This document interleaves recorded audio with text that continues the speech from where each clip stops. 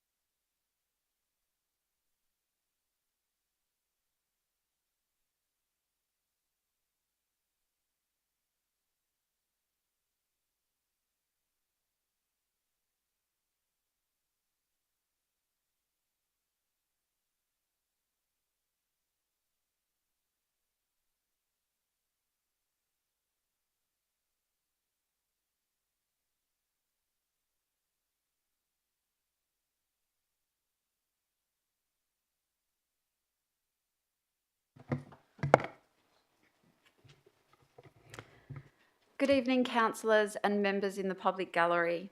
I will officially open this evening's ordinary council meeting at 7 p.m. Thank you for your attendance tonight.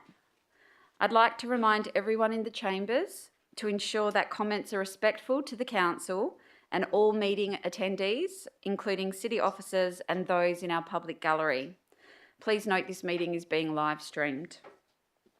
I'd like to acknowledge the traditional custodians of the land on which we are meeting, the Whadjuk people of the Noongar Nation, and pay my respects to elders past, present and emerging. I'll move on to item 3, which is announcements from the presiding member.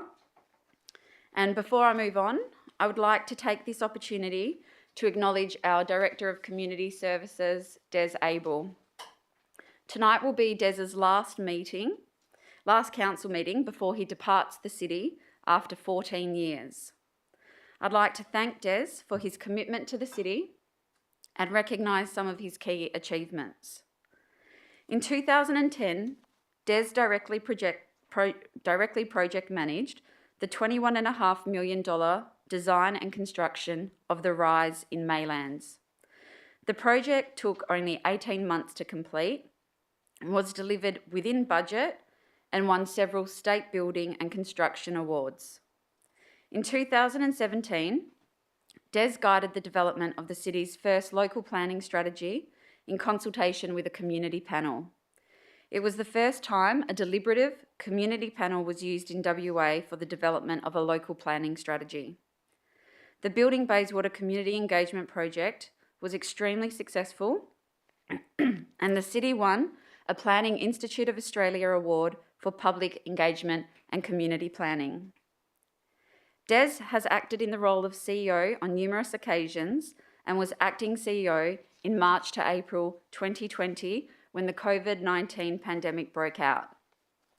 Des led the organisation during this challenging time, implementing numerous changes and initiatives in a short space of time to mitigate the impact on service delivery and ensure staff and the community remain safe.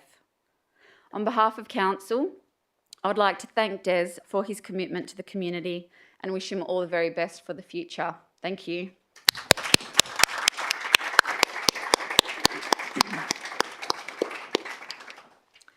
I'll now move on to item 4, attendance. Councillor Clark is on a leave of absence. All other councillors are present in the chamber this evening. I'll move on to applications for leave of absence. Are there any councillors who would like to apply for leave? Councillor Maleka. Thank you. Yes, I'd like to apply for a leave of absence for Tuesday the 29th of August. Thank you. Anyone else? If not, can I have a mover and a seconder? Move Councillor Palmer, seconded Councillor Peterson-Pick. Put that to the vote. All those in favour? That is unanimous. Thank you. We'll move on to item 5, disclosures of interest. Councillors, do you have any interest to disclose? Deputy Mayor. Item 10.3.3, the Low Cost Urban Road Safety Program. It deals with the Shern Park Precinct. I have proximity interest as I live in the Shern Park Precinct. I'll be leaving the room for the item.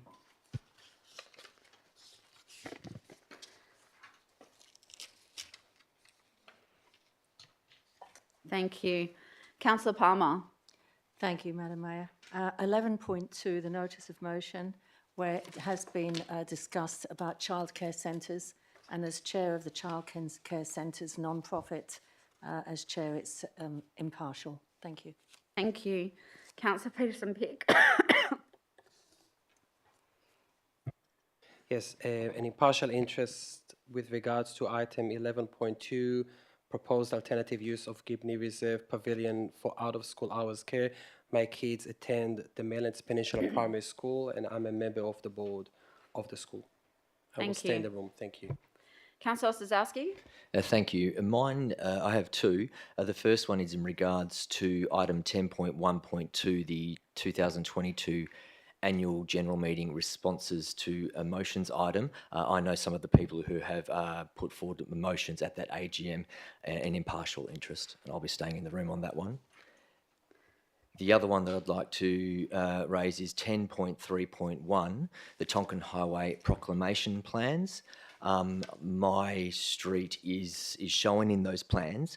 I have sourced information from the Department of Local Government, Sport and Cultural Industry, and I've also sought advice from the city's Manager of Governance and Organisational Planning and Development about this interest, and I'm comfortable declaring an impartial interest for this item, and I'll be staying in the room. Thank you. Councillor Bull. Item 11.2, alternative use of Gibney Reserve Pavilion for out-of-school hours care. I'm a member of the Management Committee of the Bayswater Childcare Association. It is an impartial interest and I'll stay in the room.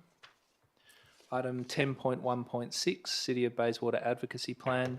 The plan includes redevelopment of Hillcrest Reserve. I'm a vice patron of Bayswater Morley Districts Cricket Club, which is located at Hillcrest Reserve. I will stay in the room. It's an impartial interest. Item 10.5.1.10, update of local government reform. The Local Government Advisory Board has played an active role in implementation of part of the reform. I am the chair of the board. It's an impartial interest and I'll stay in the room. 2022 Annual General Meeting, response to motions.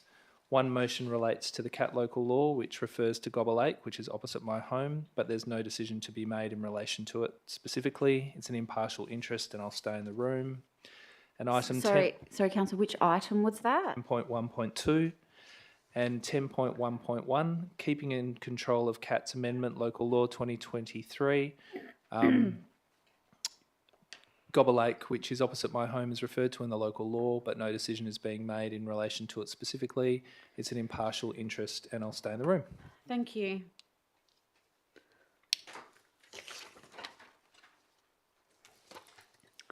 Okay, if that's all the disclosures, we'll move on to item 6, public question time. Members of the gallery, I'll first call for questions on items on this evening's agenda, and then I will open to questions on items not on the agenda. Please provide your name and suburb before you ask your question, and keep in mind that you are limited to 3 questions. Does anyone have any questions on an item on this evening's agenda? Come forward, please.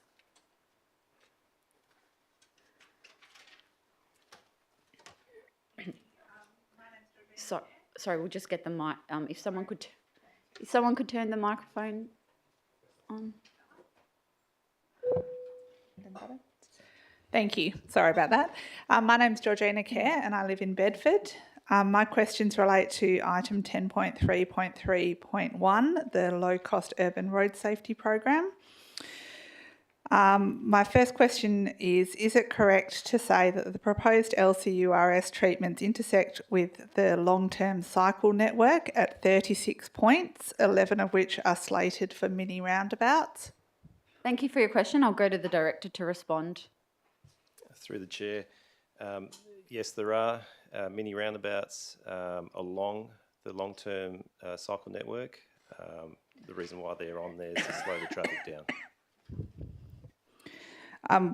Would you agree that it's 11 points at which there are mini roundabouts on the long-term cycle network? Through the Chair, I believe that's correct. Thank you.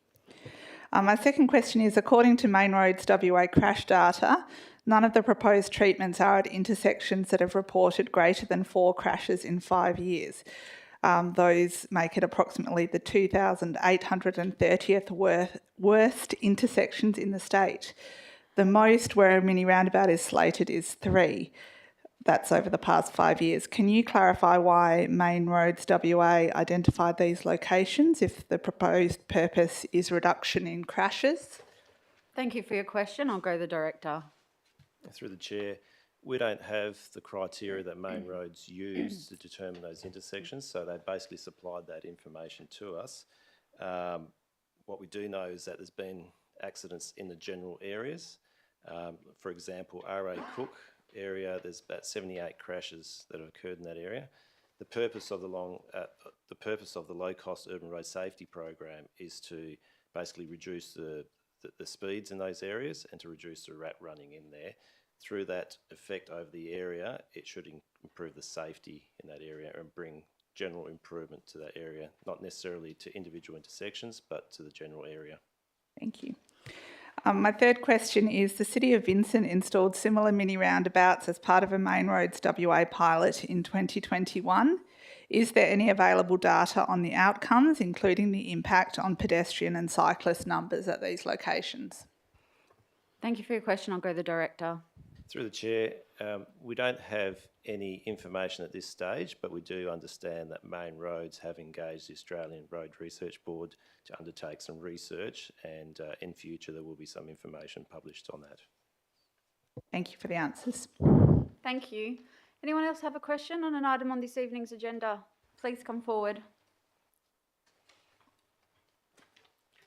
It's Joy Appleby from Bayswater. It's for 10.4.1 on the proposed change of use to microbrewery. My first question, why does council want to reintroduce a tavern into our area when we got rid of one 20 years ago and when there are enough outlets nearby? Thank you for your question. I'll go to the Manager. Through you, Madam Mayor. The proposed microbrewery is regarded as an unlisted use, and so it can be considered under the provisions of the town planning scheme. Under provision of one? Under the provisions of the town planning scheme. Yes. So subject to advertising and consideration by the council. So it is a use which can be considered. Yes, I know, but why? Why do you want to introduce a tavern again? Through you, Madam Mayor, the town planning scheme sets out zones and it lists in a use class table the types of uses which the council can consider in those particular zones. So application has been made. And my second question, isn't it a very fine line to say that a lunch bar selling smoked meats and beer is not a restaurant when it's assumed that those sitting in the beer gardens will be eating food with their beer? Thank you for your question. I'll go to the Manager.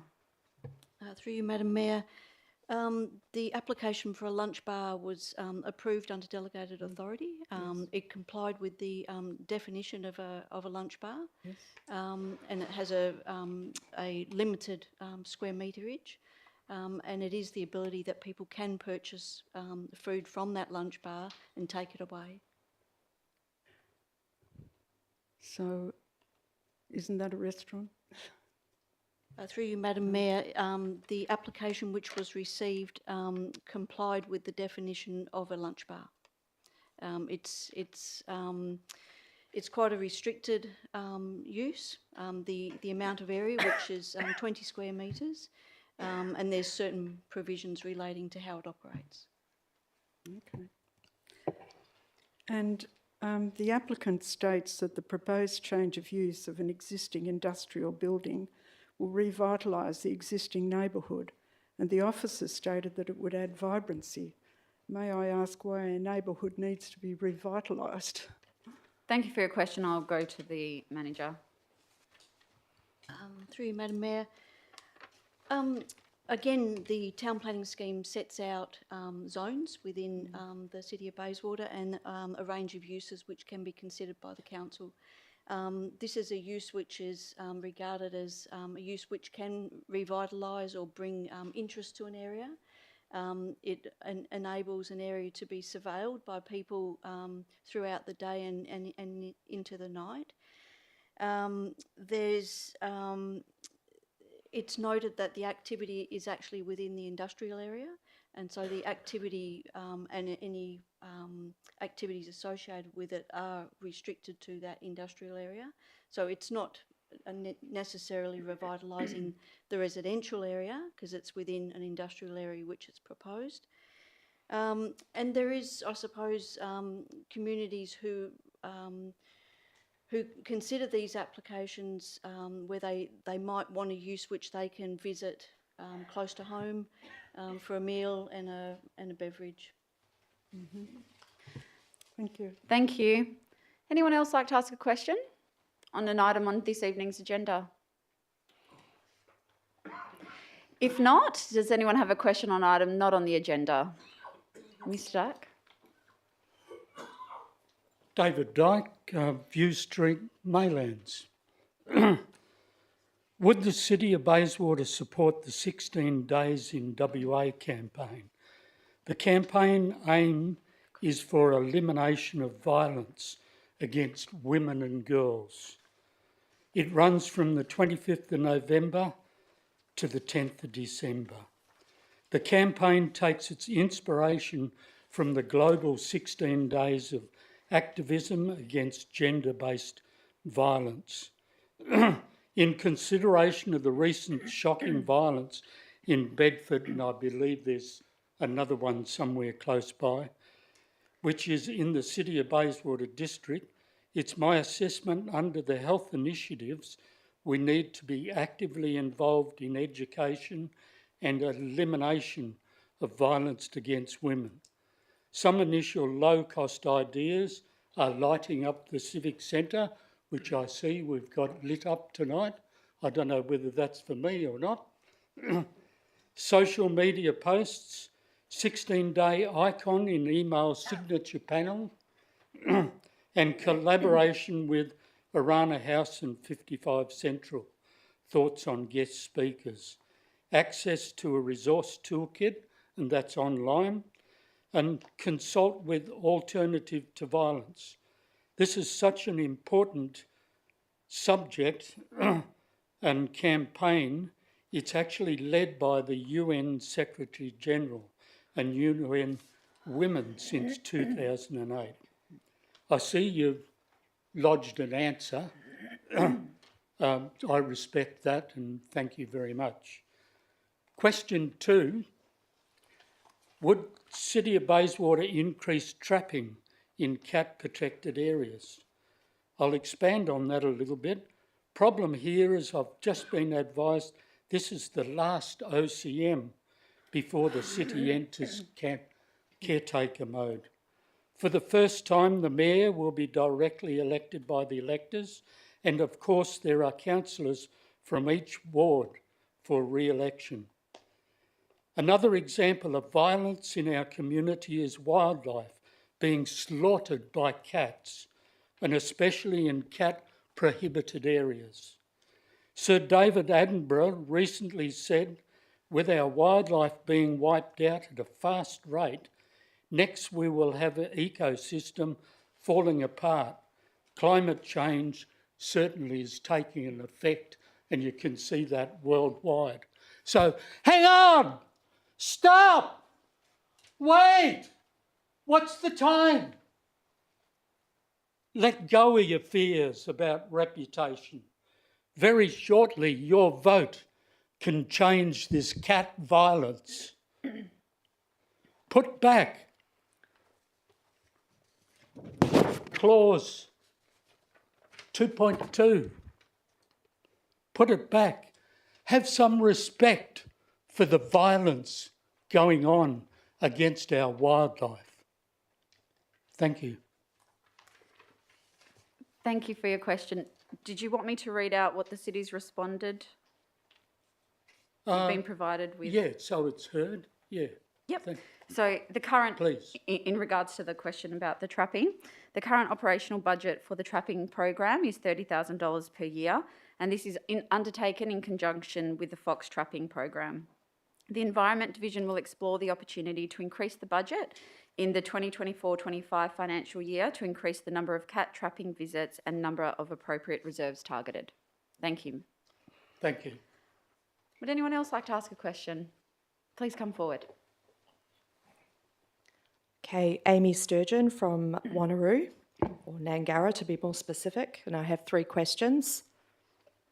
Question 1, page 12 of the City of Bayswater Inclusion and Diversity Committee agenda from Thursday the 18th of May 2023 states that the Drag Queen Storytime event with the Auslan interpreter present was attended by 84 children and adults. Can Council specify how many out of the 84 event attendees were children? Thank you for your question. We'll have to take that on notice. Yep, thank you. Question number 2, Council meeting agenda document of the 25th of July 2023 listed a response to a previous public question and advised that Michelle T was the creator of Drag Queen Story Hour or Drag Queen Story Time. Can Council advise on the academic qualifications and work and employment history of Michelle T. Thank you for your question. We'll have to take that on notice. Yep, thank you. And final question. The upcoming Bayswater Diversity and Inclusion Committee meeting agenda states that Clint Strindberg has resigned from the committee. Will this affect his future drag queen storytime performances in the city of Bayswater? Thank you for the question. We'll have to take that on notice. Okay, thank you. Thank you. Are there any other questions? Please come forward. Good evening, Madam Mayor. My name is Alden Hayes and I'm from Morley.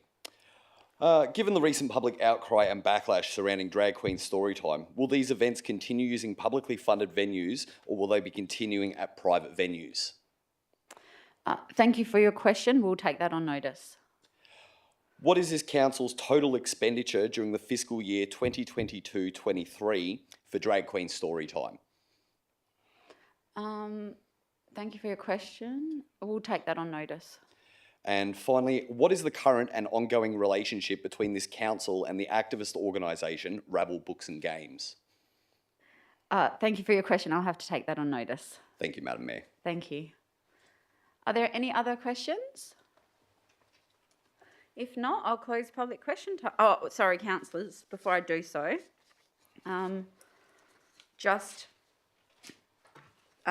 please note that we've received questions in writing from 5 ratepayers, but I believe some of them were actually in person and read them out tonight. These questions and responses from the officers have been listed in your run sheet and I'll take those as read. I'll move on to item 7, confirmation of minutes. The minutes of the Ordinary Council meeting of the 25th of July 2023 with the minutes of item 11.2 amended as shown in your agenda. Can I have a mover and seconder? Move, Deputy Mayor. Seconded, Councillor Palmer. I'll put that to the vote. All those in favour? That's unanimous. Thank you. I'll now move on to item 8, presentations. Petitions. Do any councillors have a petition to table?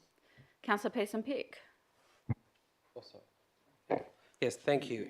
I have a petition with the title Maylands Peninsula Primary School Out-of-School Hours Care at Gibney Reserve Pavilion for Maylands Peninsula Primary School. It was organised by Natalie Letter and there are 319 signatures, all from locals. We request the City of Bayswater to immediately commence a process to allow an out-of-school hours care provider to operate from the pavilion at Gibney Reserve next to the Maylands Peninsula Primary School. Our primary school is one of the largest in the state and does not have an on-site out-of-school hours care. There are currently long waiting lists for students needing out-of-school hours care, and the option currently available are all off-site. We ask that the process begin so that once Football West's lease is completed in 2024, an out-of-school hours care provider can lease the pavilion from the city in the future, as per Councillor Peterson-Pick's motion, which will be before Council tonight. Yes, that's it. Thank you very much. Thank you. And Councillor Easton, you also have a petition? Yes, I do. This one's a petition for improved mobile coverage in Morley. The principal petitioner is Leon McGrath. There's 94 signatures. Did you wish me to read the supporting letter? Yep. For years, Morley residents and business owners have experienced limited or no mobile reception inside their own homes, often resulting in dropped calls and slow mobile data speeds. Since 2016, Vodafone and Telstra have separately proposed to develop mobile telecommunications towers at Crimea Reserve in Morley to address the coverage gap surrounding the park. Unfortunately, these proposals have not proceeded beyond the planning stage. Unlike radio or television services, mobile telecommunications towers must be built near the people who will use them, and there is nothing exceptional about a mobile telecommunications tower being placed in a park such as Crimea Reserve. In surrounding local government areas, mobile telecommunications towers are close to homes and businesses, including Mary Crescent Reserve in Eden Hill, Dianella Regional Open Space in Dianella, and Bassendean Oval in Bassendean. There is a benefit to the wider Morley community from improved mobile coverage. We request that the City of Bayswater engages with mobile network providers to find a suitable location at or near Crimea Reserve for this facility to be improved, to be located, to improve mobile coverage for all Morley residents and businesses. Thank you. So can I please have a mover and a seconder to accept both petitions? Move Councillor Palmer, seconded Deputy Mayor. I'll put that to the vote. All those in favour? That's unanimous. Thank you. So presentations, there are none this evening, and deputations were heard at last week's agenda briefing forum. Delegates' reports, we have one this evening from the Deputy Mayor, Councillor Palmer, our CEO, Mr Jeremy Edwards, and myself. Could I please have a mover for this report? Councillor Peterson-Pick, seconded Councillor Sutherland. Would any of the delegates like to make any comments?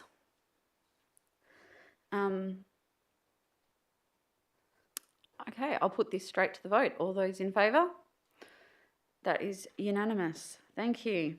Move on to item 9, method of dealing with agenda business. This evening, pulling first is Councillor Eveson. Yeah, thank you. I'd like to pull item 10.1.2, 10.3.2, 10. Sorry, I'm just going to get you to go slow because I've Slower? got things all over the place tonight. That's So all right. 10.3.2. That's correct, yep, the second one. Yep, 10.3.4 yep. and 10.4.1.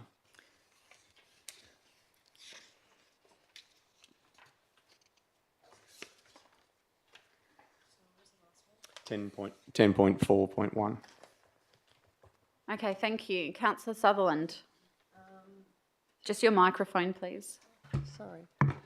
10.3.3, Sorry, just one sec. an alternative.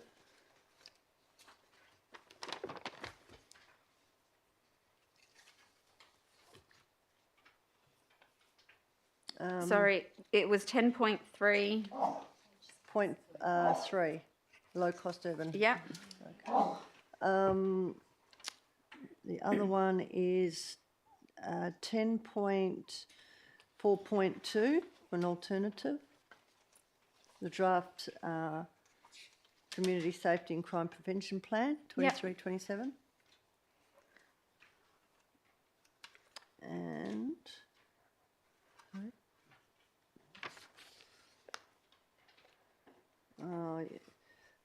to comment on 10.1.5, Department of Planning, Lands and Heritage. 10.1.5. Yeah, open space, planning, open space. Okay.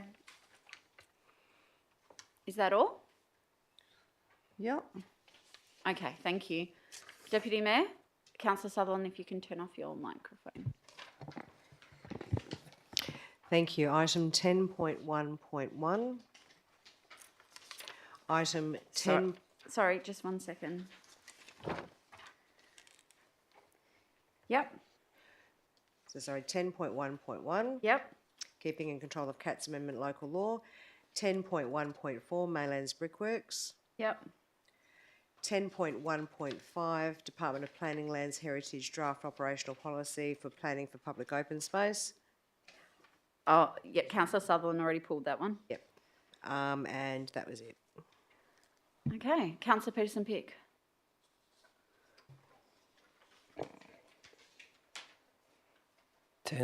Sorry, 10.1.2. That's been pulled. I'm sorry. 13.1. An urgent item. 13.1, yep. Thank you. Councillor Bull. 10.1.3, 10.1.8. Sorry, if you can just 10.1.3. Yep. Yep.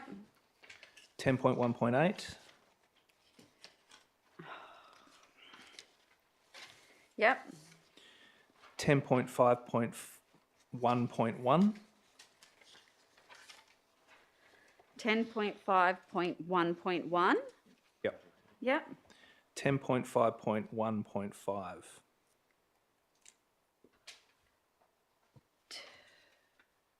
10.5.1.5. Strategic risk and risk appetite. Yep. Thank you. Councillor Johnson. I think they've all been pulled. Just double checking. Nothing at the moment, sorry, but I do need to check. Okay. Councillor Maleka. Councillor Ostowski. There's nothing, thank you. Councillor Palmer. Okay. So, thank you, councillors. We'll first consider the items that were the subject of deputations. Can I please have a mover and a seconder to bring items 10.1.1, 10.1.2, 10.1.3, 10.1.4, 10.3.3 and 10.4.1 forward to the beginning of section 10 for discussion before we resume the order of business as set out. Moved by the Deputy Mayor, seconded Councillor Johnson. I'll put that to the vote. All those in favour? That's unanimous. Okay, so we are starting with item 10.1.1, Keeping and Control of Cats Amendment Local Law. This has been pulled by the Deputy Mayor, and I'll just remind everyone that there are confidential attachments and a confidential addendum. So if you wish to debate that, we are going to have to go behind closed doors. So, Deputy Mayor, are you moving? I'm moving an alternate as it's on the screen. That you've provided to the Yes. city. And do I have a seconder? Councillor Sutherland. Thank you. I'm going to keep it really short. Council gave a commitment to do an undertaking for this with the Joint Standing Committee of Delegated Legislation. We've proceeded with the undertaking. We need to complete the undertaking. What this alternate motion proposes to do is to complete that undertaking and then to immediately commence looking at the local law again so that we can find a way to protect wildlife within the city. Thank you. Councillor Sutherland. Yeah, look, I don't have much to say except I'd like to thank all the various communities in Perth for coming together from all over the metro area. I understand this is a big issue. Like everyone, we want to keep the wildlife in the metropolitan to maximum area, to maximum numbers. You know, and I always think this is good when we get community groups getting together to bring home their points.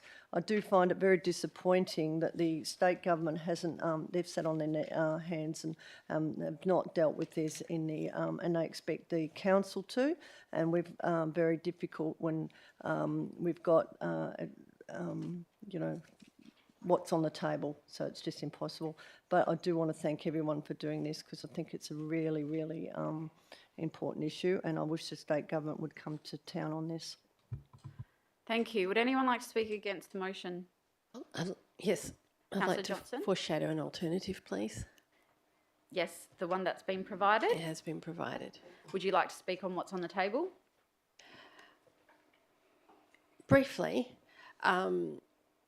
so we made an undertaking to take out the clause 2.2, which says cats in public places must be under effective control, and we've heard loud and clear from our community that that's not what they want us to do. It's not what we should be doing. We've heard from experts, we've heard from all sorts of people actually, we've heard all sorts of advice, and I think we should proceed with the local law that we intended to. We've been asked to change it, but I think that change is not up to us because our community and our council has said this is what we want to do. So I think we see in the report that there's some reputational damage, and I recall Dr. Madden in his deputation saying our reputation is damaged if we don't do what our community is asking us to do. So I don't support changing it at this point. Thank you. Councillor Peterson-Pick. Yes, I would like to move an amendment, please. Have you provided your amendment? No, it's an amendment to the alternative motion that is on the Okay. screen. I would like to change in limb 1 the word include to which includes, to change it to which excludes. Yes, exactly that one, which excludes.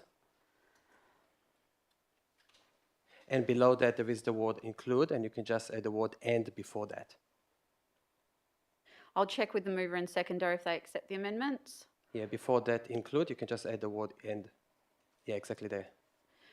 And that's it. So the mover doesn't accept the amendment. So would you like to? Yeah, sorry, and remove number 5, limb 5. So completely. the movers indicated they're not accepting the Yes, amendment. no, that's my amendment. Yep, they're not accepting it. Yes. So I'll just say, did you want to debate it?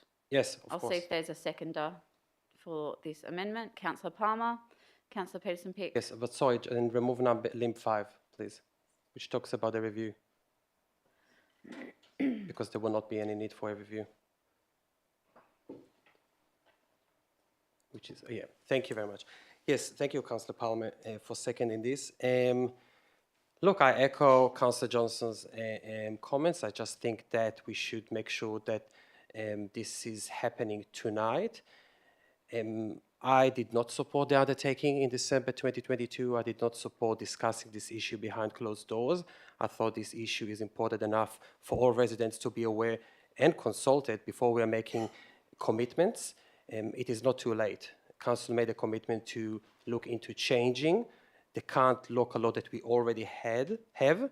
It was mentioned something in one of the deputations or questions before that we need to bring back clause 2.2. So I would like to highlight again that clause 2.2 is already there. We're not bringing back anything.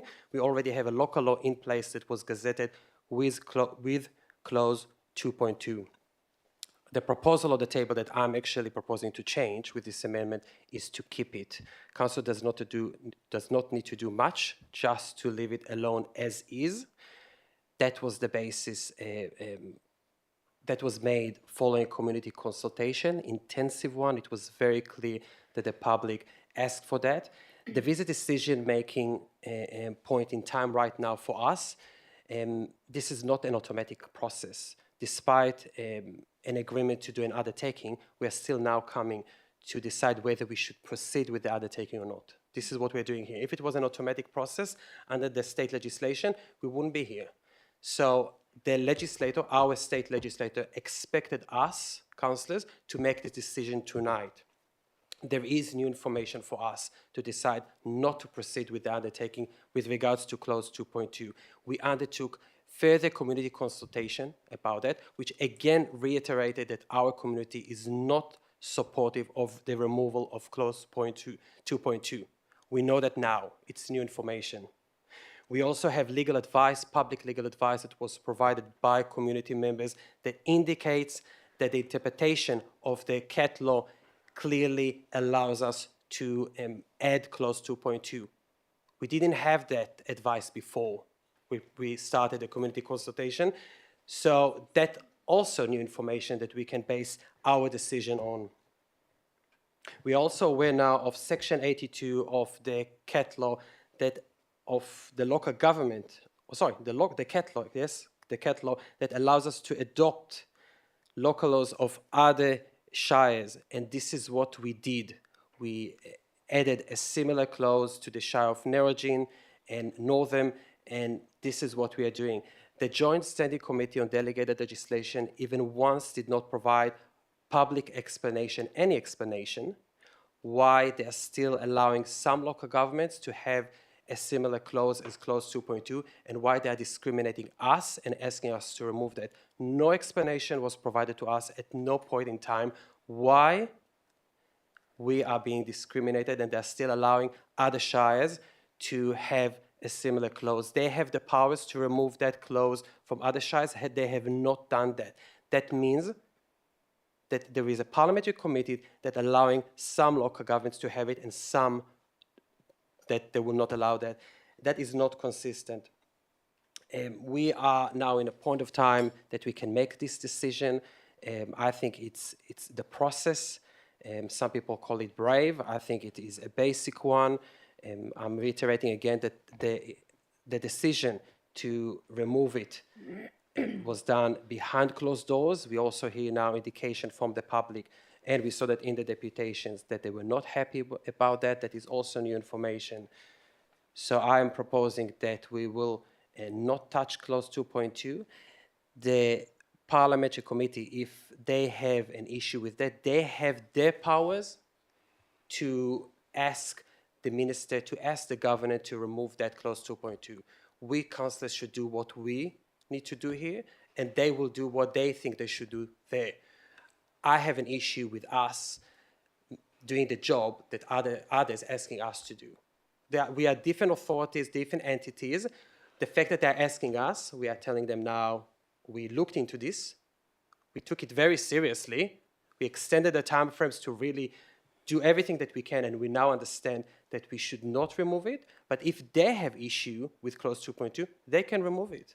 But that will allow our community to go and lobby them, and that will be in their court. So this is what I'm proposing to the council, to move it from our court to their court, and give the chance to our community to lobby their member of parliaments around this issue.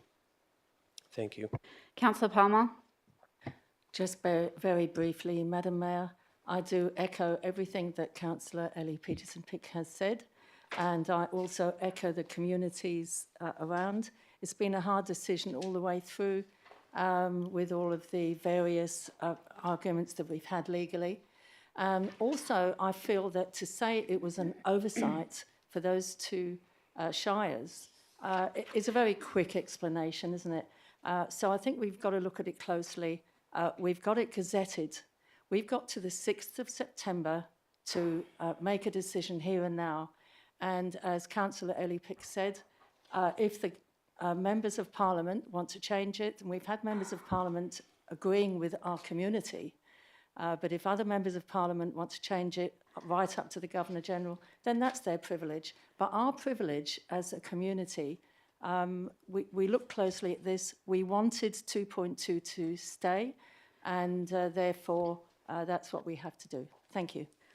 Thank you. Anyone wish to speak against the amendment? Councillor Bull. Thanks. Thanks, Councillor Peterson-Pick. I think you made some really salient points there. And I actually agree with what you're proposing. I'm not going to support it, though, for two reasons.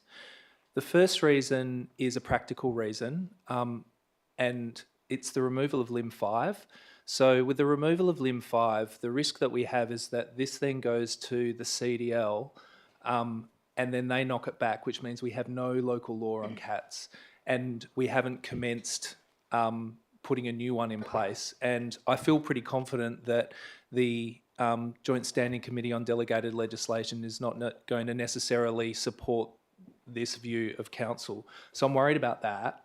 I also am genuinely concerned about being in contempt of Parliament, and I feel snookered.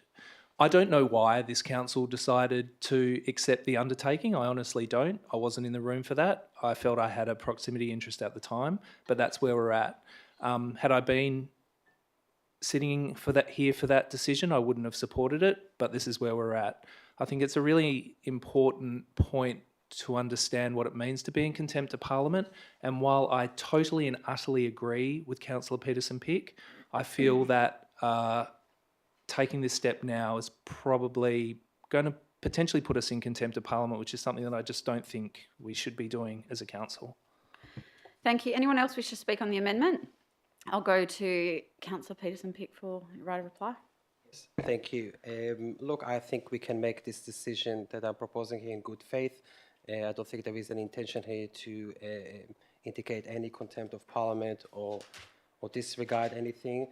We are doing what the state legislator allowed us to do, and we have the powers to make the decision tonight. We are not compelled by any law, and I did ask for advice. There is no law that requires us to undertake the undertaking. There is no law. We are now in a point of time that we can make that decision. With regards to Limb 5, the review, there is no need for Limb 5 if this goes ahead, because we will not need to review the local law again. And if there is a need for a review, we can initiate it immediately after the elections. Thank you. I'll now put the amendment to the vote. All those in favour? That's Councillor Palmer, Councillor Peterson-Pick and Councillor Johnston. All those against? Councillor Maleka, Councillor Osazowski, Councillor Easton, Councillor Sutherland, Deputy Mayor, Councillor Bull and myself. The amendment is lost. We now go back to the substantive motion. Anyone like to speak on the substantive motion?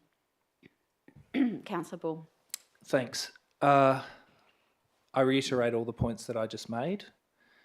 I am really strong that clause 2.2 should remain.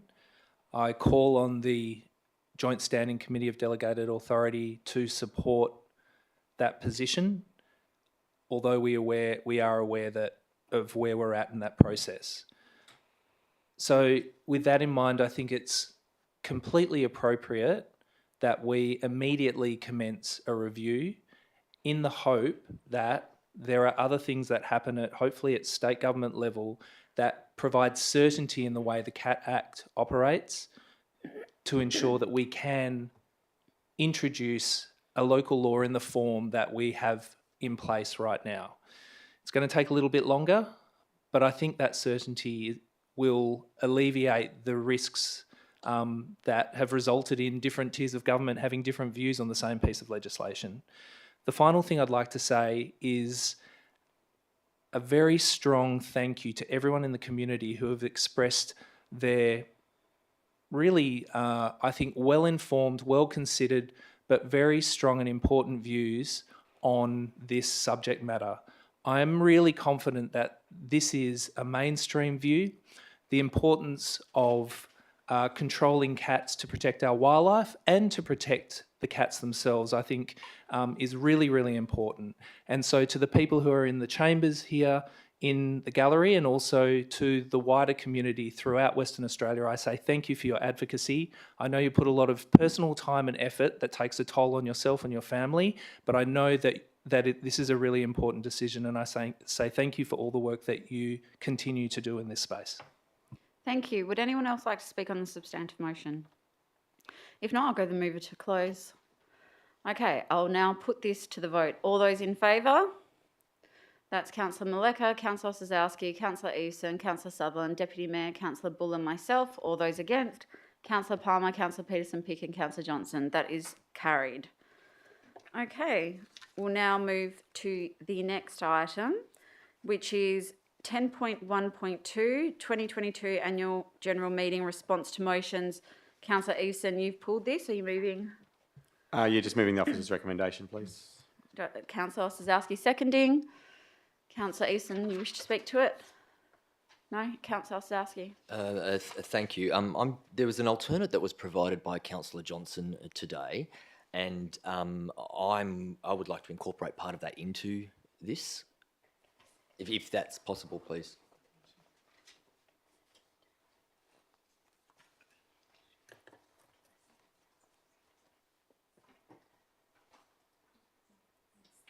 Okay, I'll just check with the mover if the mover's happy to accept that.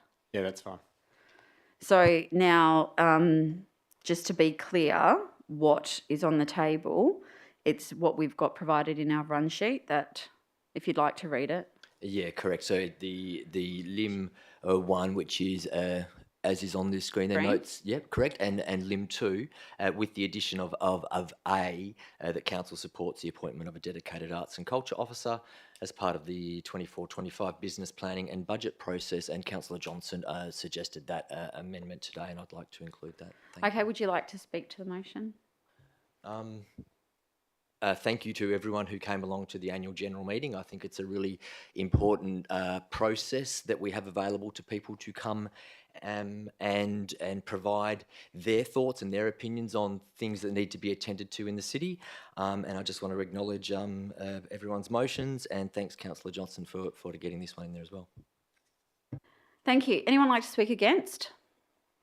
Councillor Peterson-Pick. Not against. I would like to propose another amendment. Perhaps the mover and the seconder will add it as well. Have you provided the amendment? I did before the meeting, and I don't think it reached the run sheet. And it is there on the screen. That council supports establishing an active transport committee that will also deal with the implementation of the bike plan and other related plans following the October 2023 local government elections.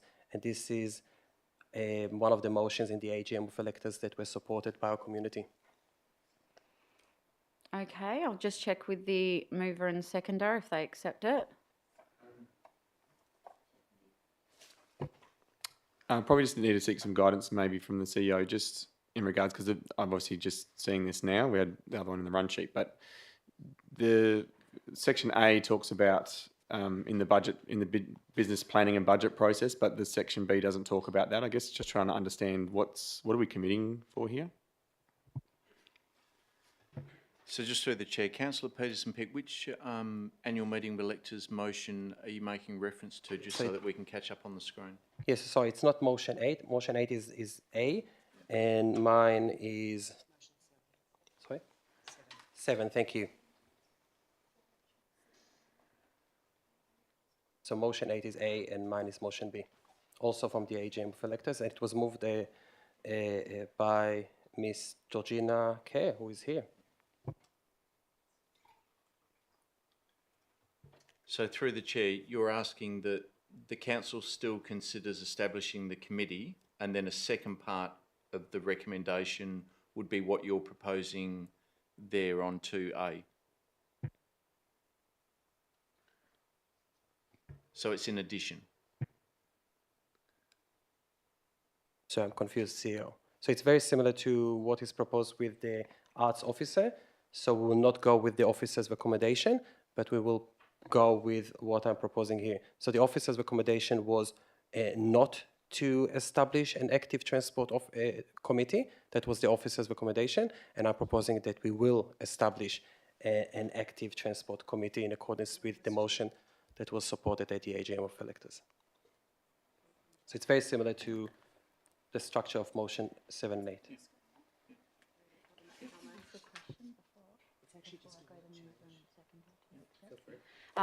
Deputy Mayor, do you have a question about this before I check? No, I think just to help clarify, the officer's recommendation was that council considers the establishment, and I believe this is just a word change from considers to supports.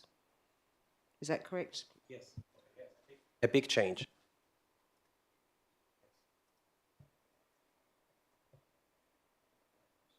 So we'll consider this tonight.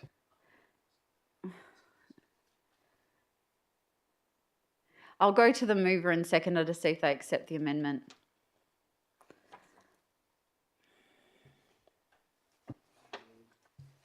Can I ask a question while that's happening? Yes. Thank you.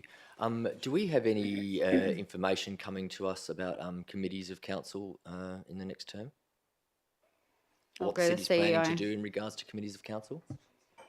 So through the chair, it's on the briefing. I'm not too sure whether it's scheduled for the 29th. Yes. Yeah, scheduled for the 29th, councillor. So that will come to council on the briefing on the 29th. And so the city will talk to councillors about all of the current committees that we have. And would this come up in that discussion as well if this LIM was not supported? Well, councillor, your briefing is to consider all committees, so you can still have that discussion, and then that'll be ratified by the new council post the elections. Thank you. So I'm just checking with the mover and seconder if they accept the amendment. Yeah, sorry about the delay. We're just checking the minutes. So thanks to Councillor Palmer for that one. Yeah, it's a minor word change to what's already in there, so I'm happy to accept that. Councillor Sazowski, yep. Yep, okay, so that now forms part of the substantive motion. Okay. Can I just speak on it? Yes. Thank you so much. Look, thank you to the mover and seconder. It is actually a big change. It is a big change. We are going to support here tonight a new active transport committee. That will be the message from the council. And thank you again to Ms. Georgina Kerr for her motion that was supported by our community. It was on my list, and I'm happy that it was supported at a formal AGM meeting. We do need such a committee in our city. We see that the issues that constantly are coming from our residents around safety for pedestrians and cyclists. And we now have a new bike plan. We have the Safe Routes to School, and we are going to have a new walkability strategy in the coming years. It's one of the actions in the bike plan. All those issues should be dealt with at the level of a committee, like the low-cost road safety program that we are going to discuss later tonight, and talk about the many concerns from residents. I think that is a good step forward for our council to take it to a different level, so we can discuss the details around the actions from those committees at the committee, advisory committee, and hopefully have a greater focus on those issues. Thank you. Thank you. Councillor Ball, Can I propose an amendment? have you provided that? I didn't get around to it. Okay. Yep. What is it? So it relates to number 10 in the schedule in the public agenda. It's on page 213. Relates to signage at Claughton Reserve to be altered to exclude off-lead dogs from the barbecue area. So I propose replacing the officer's recommendation to, again, it's just creating certainty with these, but it's a bit trickier too in terms of the wording. So it would read that council converts the off-leash area in Claughton Reserve to on-leash. I'll just check with the mover and seconder if they accept that.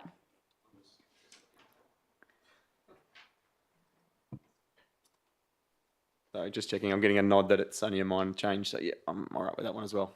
Just, Okay, so that now forms part of the substantive as well. Would you like to speak to it? I'll speak on this one very briefly. I wasn't involved in the review of the dog on-leash, off-leash process because of my proximity interest relating to an on-leash park opposite my home. However, in this instance, we're dealing with Claughton Reserve, which is not, and this particular area has consistently come up, and I wonder whether it was actually just an oversight, because it is a really small little area within the whole of Claughton Reserve, and actually if you meant to have an off-leash area, it probably, if it was going to be anywhere, and I'm not suggesting there should be any off-leash at Claughton Reserve, it probably would be on the other side. That is, you know, significantly larger. I'm not saying we should.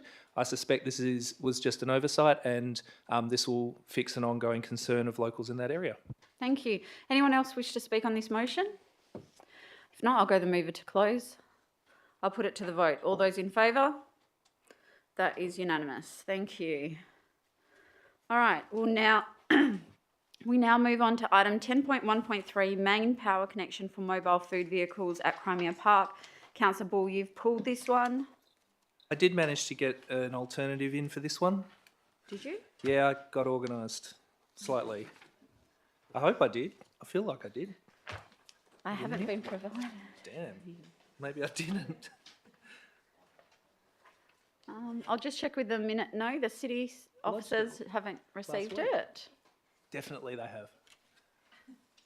According to them, they haven't, but just feel free to read it out. I'll just find the email. Just 2 secs.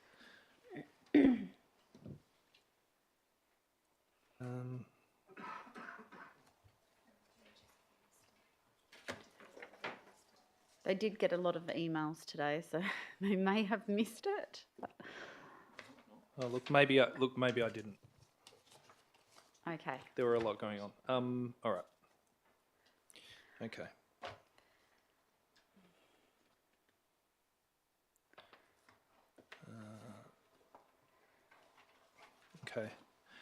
Okay. So there are two amendments that I'm proposing. So Lim 1 talks about an allocation of $5,025. I'd like that to be amended to $9,825,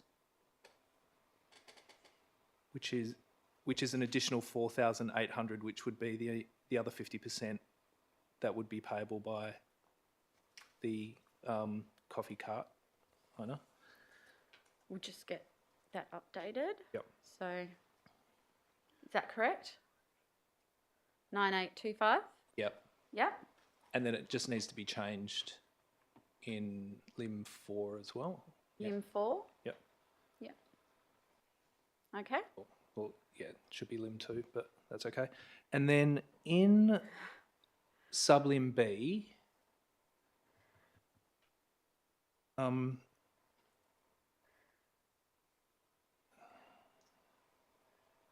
it says exclusive use of the car parking bay adjoining the new power connection as depicted in figure 1 of this report. Can we add the words after this report? +1 adjacent bay. Yep. That's it? Yep. Okay, do I have a seconder? Councillor Palmer. Councillor Ball.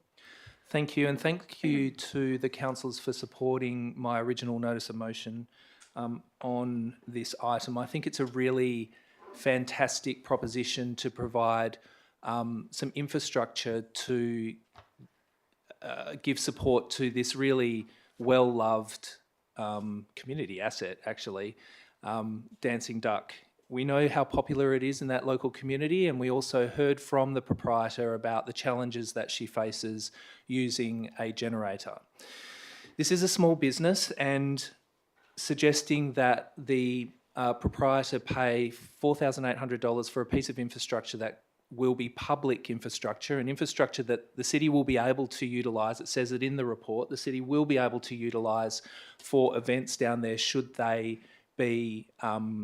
occur.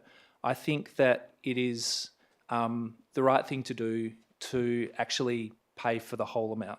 The other issue that we heard from the about from the proprietor was that one car bay won't work for her configuration, and so my suggestion is to add a second car bay.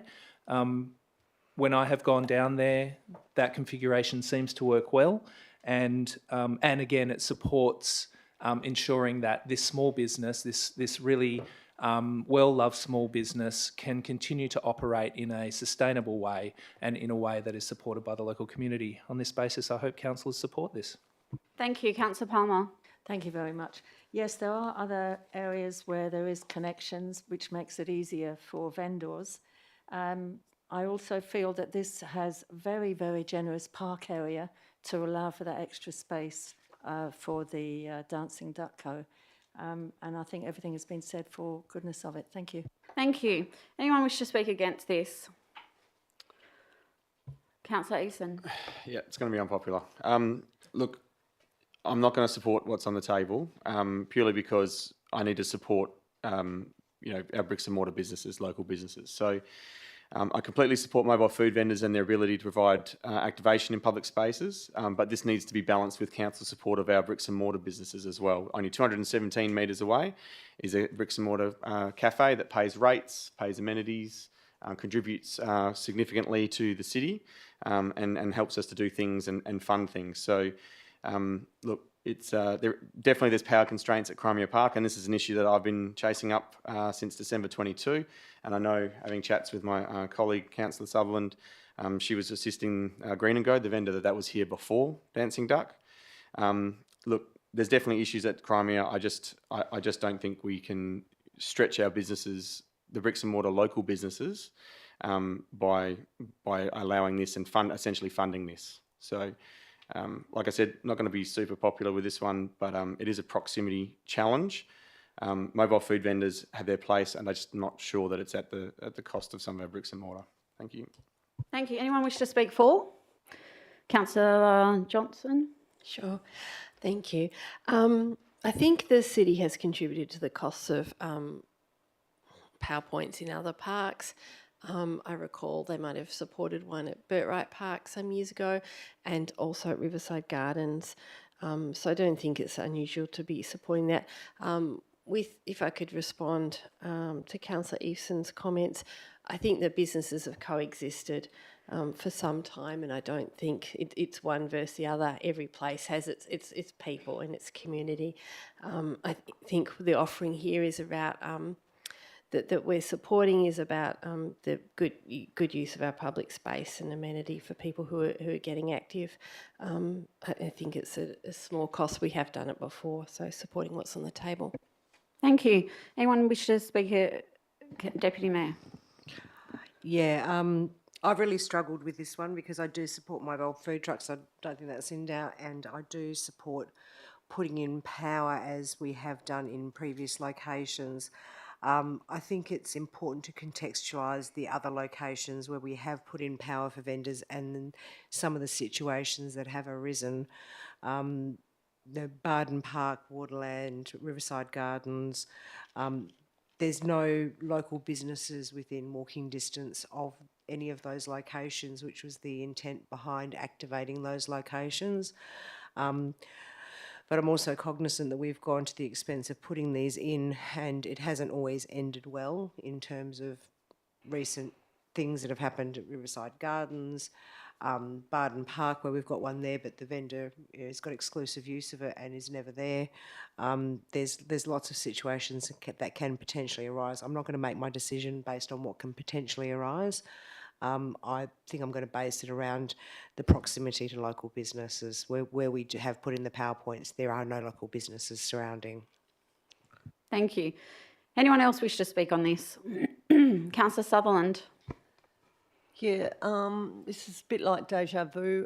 Before Dee, who runs Duck & Co, we did have Green & Co, I think, so it's a lot of co's, and I did try and help them. We do have an issue with the power down there, and we've been, I think, working on that since the previous coffee vendor was down there. It's a never-ending issue. I did go down and see Dee, and I saw the business, and you know it is well patronised with people coming into. Obviously, the parking's much easier because you just can come and get your coffee and get in the car and go. But since then too, I am conflicted because I like doing, you know, getting onto Google Earth, and I did a few measurements of some businesses.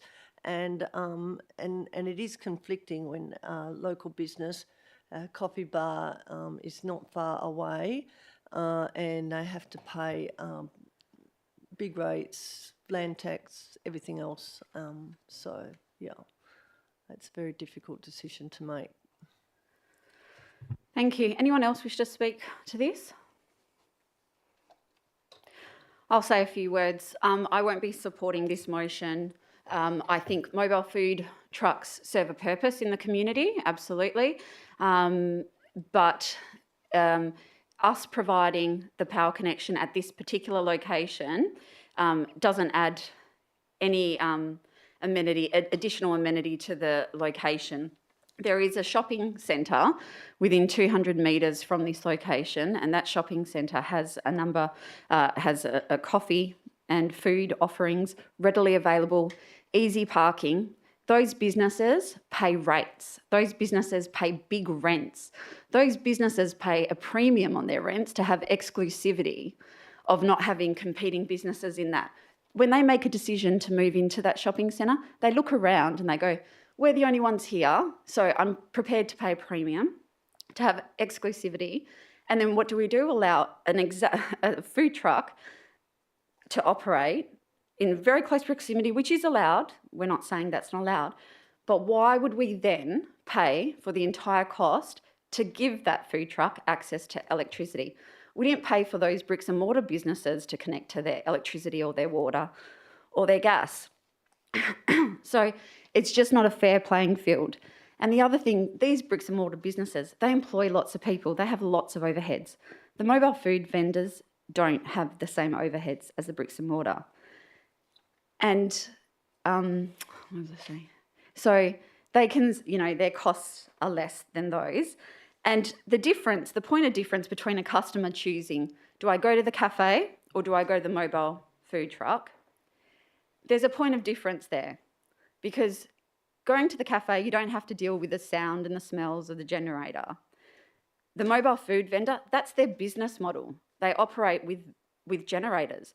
If you take that point of difference away, then you're actually giving them a competitive advantage, because what, you know, is ideally in their business model, we're paying for them to get a benefit. And I just can't support that in that location. I think what the Deputy Mayor said was entirely true. Riverside Gardens, Maylands Waterland and Barden Park don't have any competing businesses around. Yes, the All House is close to Riverside Gardens, but that opened after the power was installed at Riverside Gardens. So that was their choice, and they knew that was already in existence. So I think we really need to think about this more deeply than just going, yep, let's give free electricity access to the mobile food van. It's not adding any additional amenity to that area. So I will be supporting our ratepayers and people who have invested heavily in their businesses in the City of Bayswater. Councillor Peterson-Pick? Yeah, just a question, if I can, Madam Mayor. Has anyone foreshadowed any motion? No. So I haven't spoken, so maybe I will foreshadow the officer's recommendation just in case. Okay. Thank you. Anyone else wish to speak? If not, I'll go the mover to close. Thanks. Thanks for all of that. I'll just respond on a few things. So I think it will improve the amenity, firstly, because the generator will be gone, and that means the noise that creates will be gone. So that is an improvement in the amenity.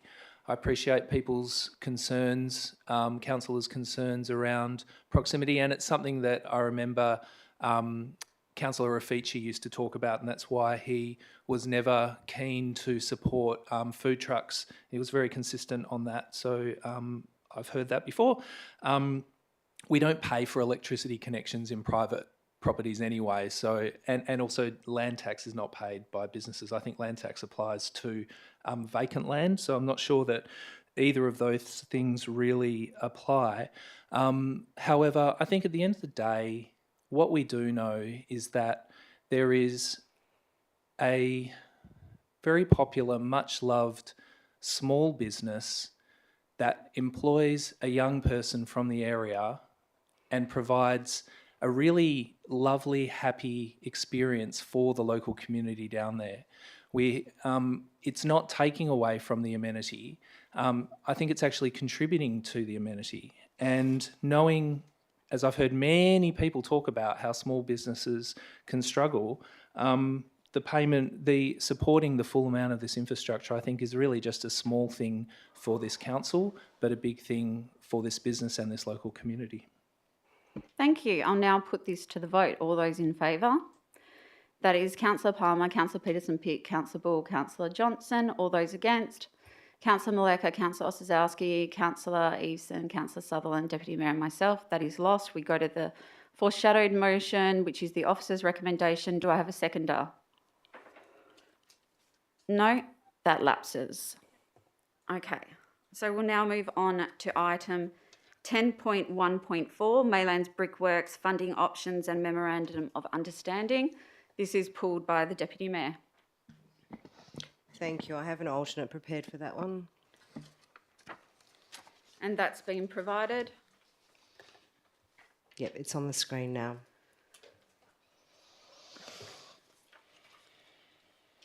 So, do I have a seconder? Councillor Peterson-Pick. Yes, thank you. Sorry.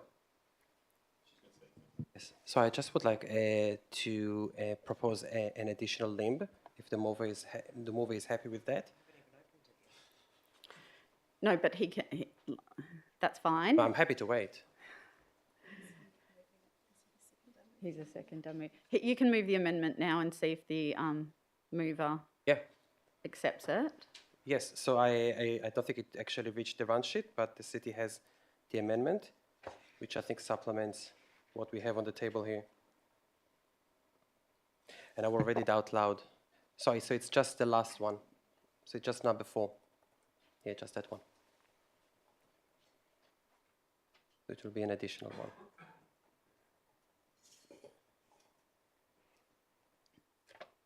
Requests the Mayor and the Chief Executive Officer to engage with all the relevant representatives in the state and federal governments to seek their commitment to help fund the essential rectification work, base works to the bottom level of the historic Hoffman Kiln to ensure the building's protection for future generations and fulfill the potential in transforming the historic site into a significant touristic attraction on the basis where each level of government contributes a third of the cost.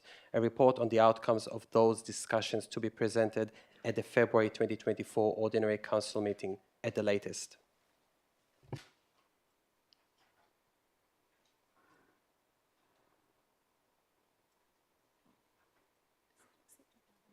I'll just check with the mover if she accepts it. I'd suggest just one minor spelling correction from touristic to tourism.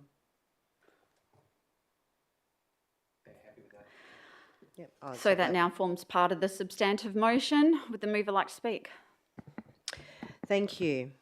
I've talked about this at length 2 meetings ago, so I won't go into that too much. Just this one is it finalises the commitment through for the preliminary works. It finalises a commitment through for the mid-year budget review. It just finalises that commitment through to both the community and the Friends of Maylands Brickworks that we are dedicated to this project. 250, I know that some councillors will still think that's a lot of money, but we have to put this into context that the Maylands Brickworks has been part of the City of Bayswater for 25 years. And in 25 years, I think we've spent approximately $90,000 on that structure. And the longer it waits, the more expensive it gets. We need to do something. We need to do something now. And we need to demonstrate to our community that we are committed to preserving this building. Thank you. Councillor Peterson-Pick. Yes. We do need to provide some kind of commitment for this project, and the officer's recommendation that was in the report did not provide much. In my view, we already received an enormous amount of responses, negative responses from the community with concerns. We have undertaken a lengthy consultation process, and reaching this point in time without any commitment, that will be beyond disappointing, that will be concerning. Also in light of the information that I think all of us around the table are aware that that building is falling apart. So we have to do something to save the building. And specifically, I'm talking about the kiln. And the importance of that site is so significant, councillors. Look, we can really see the whole progress of the production of kilns. Not many kilns that have left around the country, we're talking about the country kind of issue, really can show the whole manufacturing of kilns. We still have that in Maylands, in our city, and we do need to try our best to preserve it for future generations. I added the final link, and I'm happy that it's here, because we cannot do this by ourselves. I think it is obvious, and I can see nodding. We cannot do this by ourselves, especially if we're talking about preserving the whole site. We need all levels of government, like the previous councils did with the ballet centre in Maylands, or with the construction of the Rise, or with the Moldy Sport and Recreation Centre. We received the grant from the state government. This is another project in the same size, and I think we need a commitment. And with that limb, I think it will make clear to all levels of governments that we are now committing a third of the sum of the basic refurbishment or renovation of the kiln, which is a result from the CRG that we just consulted with. This is what they indicated as our first priority. If this is supported, councillors, we can actually, the mayor and the CEO can integrate to all levels of government. We can commit third, you come to the party. And it will also provide the community and community members and the Friends of Maylands Brickworks and anyone else in the community that wants to do that, they can actually go to their representatives and say, the City of Bayswater has done what they can now, you do as well. You do as well, and it will also be in their court. Because I do believe that it can't be just the responsibility of us to save the whole site. It's not possible. We can do some, we cannot do everything. So I'm trying also to supplement here to provide a reasonable avenue for the council and any councillor who is concerned about the financial aspect, because it's all about the financials here. It's all about the financials. We will provide a commitment, and we can all go and start lobby clearly to save the site so anyone can actually enjoy it. So please look at it as an asset, and we might see something else in 5 years' time if it will happen. Thank you. Thank you. Would anyone like to speak against? Councillor, anyone? Anyone speaking for? Councillor Maleka. Thank you. Yes, I too would like to be supporting this motion that you have before us. Look, it's a City of Bayswater landmark, and that's what we're committing to, that we want to preserve the City of Bayswater landmark. And it's super important for our future generations to be seeing this. And look, as Councillor Peterson-Pick stated, you know, this could be the beginning. We're showing our commitment, and then hopefully this will even attract other interests to hop on board and say, hey, look, they've made a start. We can then come on board as well and help support this. So yes, I'll be supporting this. Thank you. Anyone else wish to speak on this item? Councillor Eveson. Yeah, probably just a little bit to add. So I'll be supporting this due to my strong belief and commitment to managing city assets. It's a similar vein and discussion point that we're having. So, and I'm of the view that the stabilisation work should have been commenced a long time ago. It would have been a hell of a lot cheaper. Current market conditions, though, are far from ideal when we're considering value for money. Now's not a great time to be launching into a project, and we've got to get through a planning phase. So, well done to the Deputy Mayor on this staged approach to get the planning done. It's very important. What I'd like to say is that I'm supportive of the phased approach and an overall program, but I also want to call out that 4.2, it's an important one to note, is that there's a significant amount of money that can go into this asset, and it depends on what the final use is going to be. There's still a lot of unknowns, and I think that's been the challenge with this site. So 4B does give us the allowance, and look forward in the future at rezoning for any particular purpose should the need arise. So we're not locked into where this is going. I think it's wise to look at advocacy across all levels of government, but I think long term it's going to be a challenge to get this site rehabilitated completely. So, thank you. Thank you. Anyone else wish to speak on this? Councillor Sutherland. Yeah, I'd just like to make a few comments. Look, we are obligated to look after this site. As everyone around the table has said, it's very important historically. It's also significant to the local area, Maylands and the City of Bayswater, and that was indicated by the many deputations and letters and feedback we got last week. When I first saw it, I went, ooh, eek, $2 million is a lot of money. And when you think about we've got a $120 million budget, we have to look after swimming pools, tennis courts, parks, libraries, etc. What do we stop to look after this? But I think this staged approach is the way to go. As Councillor Earhart said, that we have had this for 25 years, and it is just indicative when you're in a seat like Maylands and Perth, which is fairly safe, we don't get much love from the state or federal government. When we look at Belmont, they were lucky they had money, state government money. They sold land and they were able to fix their kilns, to the original. And we haven't had that. We haven't got that money. But I think this is a good staged approach, and I think that if we don't support this, that means we're not interested in our heritage, and I think our heritage is very important to look for future generations. Thank you. Anyone else wish to speak on this? If not, I'll go the mover to close. Nothing? I'll put this to the vote. All those in favour? That is unanimous. Okay, we'll now move on to item 10.3.3.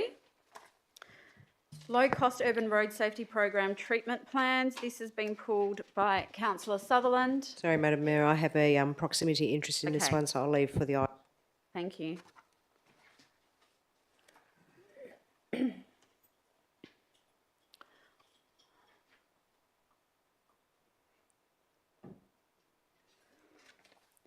Councillor Sutherland, are you moving your amendment? I wanted to move my amendment, yes. Okay. Do I have a seconder?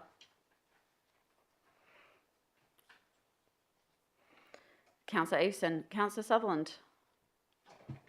Okay, thanks everyone. Obviously, we have had a lot of comments and responses to this. I believe over 1,000, which is really good to see, feedback, and as well as questions and last week deputations. I want to change the, obviously my alternative motion is taking out Shern Park, and that was mainly because I feel it's sensible to review the intersection and special treatments in that section, only because there were quite a lot more comments there than others, and I do think there needs to be more communication, more work done on that thing, on that area. I do agree with World Square, R.A. Cook and the Central, Mayland Central. The objective of this is to slow traffic down. It's always difficult in inner city areas to get the balance right with bikes and cars, and I have spoken to the officers and they were mindful of the low cost this program, as well as the bicycle path program as well. So I was happy with these three to stay in as I can. So that's what I wanted to say about that. Thanks. Thank you. Councillor Easton? Anyone wish to speak against? Councillor Peterson-Pick? Just moving an amendment, please. Yes. I would like to suggest that the word in limb 1, endorses, be changed to notes. Yep. And in limb 4, there are 2 references to the Shern Park. Instead of the Shern Park, it will be replaced with all precincts, and the word precinct will be precincts. I'll just check with the mover and seconder if they accept those changes. Instead of endorses, it's notes. Sorry. Yeah, I'm happy with that. I think we can go back and find some, do some more nutting out for that one. So you're accepting both changes or just number 1? I think. Sorry. No, one change was to limb 1. Notes are following. Yes, Right. and then the next change was to limb 4. Yes, but they go together. So they Oh, link okay. because if you're noting one, you're noting, yeah. So it's changing the words. I'll just get the minute. If you have a look on the screen, it says all. So are you happy with that, mover and seconder? I am. Okay. Yep, so that now forms part of the substantive. Councillor Peterson-Pick, did you wish to speak to it? Michelle, if you could turn off your... Yep. Yes, thank you to the mover and the seconder for agreeing to this. I think we should look into all those areas. Council has already received some responses and concerns specifically with regards to Shern Park, only because I checked with some residents that I'm aware that they had concerns previously if they're happy, and none of them were happy. I just this morning checked with another person that I know on Cox Street in the Mellon Central Precinct, and he was also shocked with all the mini roundabouts. So every person that I actually contacted, during my busy, colour day, I must say, and it's not up to me to actually go to all residents, they were concerned. So I think it's on. We already had, I think, one person, he also Ms. Kerr provided deputation with her concerns with one of the other areas. So I think there are concerns with all of them. And specifically, and I already raised it last week during the agenda briefing form, specifically the concerns are with regards to the mini roundabouts. They are small, cars can drive on top of them. They are taking the priority from pedestrians. They are bad for cyclists. There is ample research. And some deputies to residents took the time to provide us with deputations. I will not quote from all of them. They're all on the record and online, provided and quoted research from everywhere that mini roundabouts and roundabouts in general, if they are not designed well, are not good for cyclists and pedestrians. On top of that, some of those mini roundabouts are proposing to remove all the stop signs, which means that they may become rat-run routes. So let's talk about Coode Street, for example, or Cox Street, in Mellon Central Precinct. They are now, and there are concerns in those areas. Yes, this is why we're doing this. But removing the stop signs will allow cars to actually go there more easily. That is the opposite of what we're trying to achieve here. We're trying to find solutions that it will alleviate and reduce the concerns of our communities, but without creating new problems. We think about people with disabilities. Having a mini roundabout, this is hell for them. Think about blind people, and I know several that live in some of those in those precincts. They will not have the right of way anymore. It is going to be chaotic. I did raise lots of questions about all the feedback that was raised during the first and second engagement process, which was not part of the report.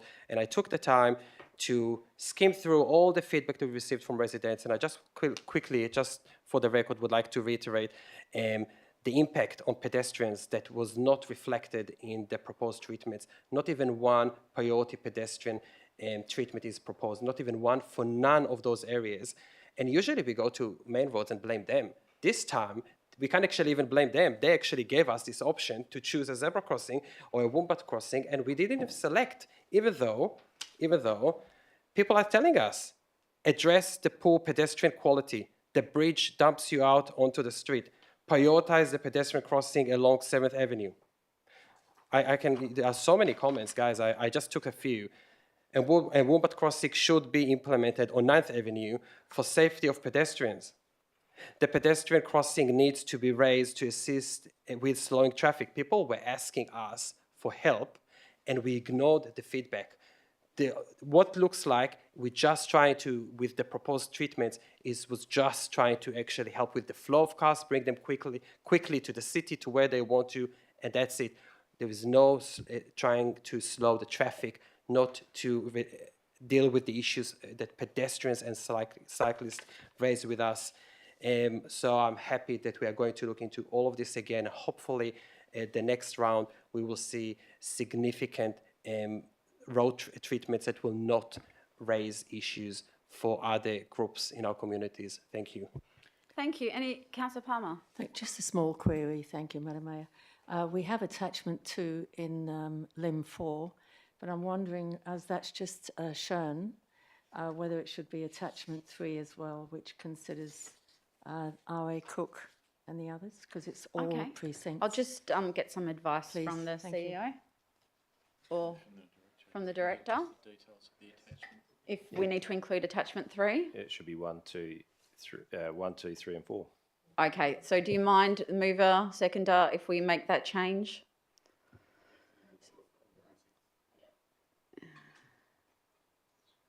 Okay, thank you, Councillor Palmer. Anyone else wish to speak on this? If not, I'll go the move to close. Thanks. Thanks for the feedback. Look, when I saw this first, I was thinking maybe do it all, and then I thought, well, Shern was the one that stood out to me the most. I just want to make a note on the pedestrian crossings that you mentioned. I don't know if this is true. I might have dreamed it up, but I was under the impression that they were seen sometimes as not the safe option because we don't know what cars are going to do, and that's why I would presume, I'm not saying that that's why the officers did it, but I know that's one of the reasons main roads don't like them. But that's just a comment that might be. But we won't, it's not for our job now to look at all of those things. I think there has been a lot of interest in this, and I do think that we should maybe go back and talk about it a bit more. I'd also like to see if we could have a bit more education maybe on the use of roundabouts and also how the bike plan and this crossover just for residents. And that comes back to full circle. When we're living in inner city areas, busy areas, we've got to look after bikes, we've got to look after pedestrians as well as cars, and it's not an easy job. Thank you. Thank you. I'll now put this to the vote. All those in favour? That is unanimous. Can we please get the Deputy Mayor back in?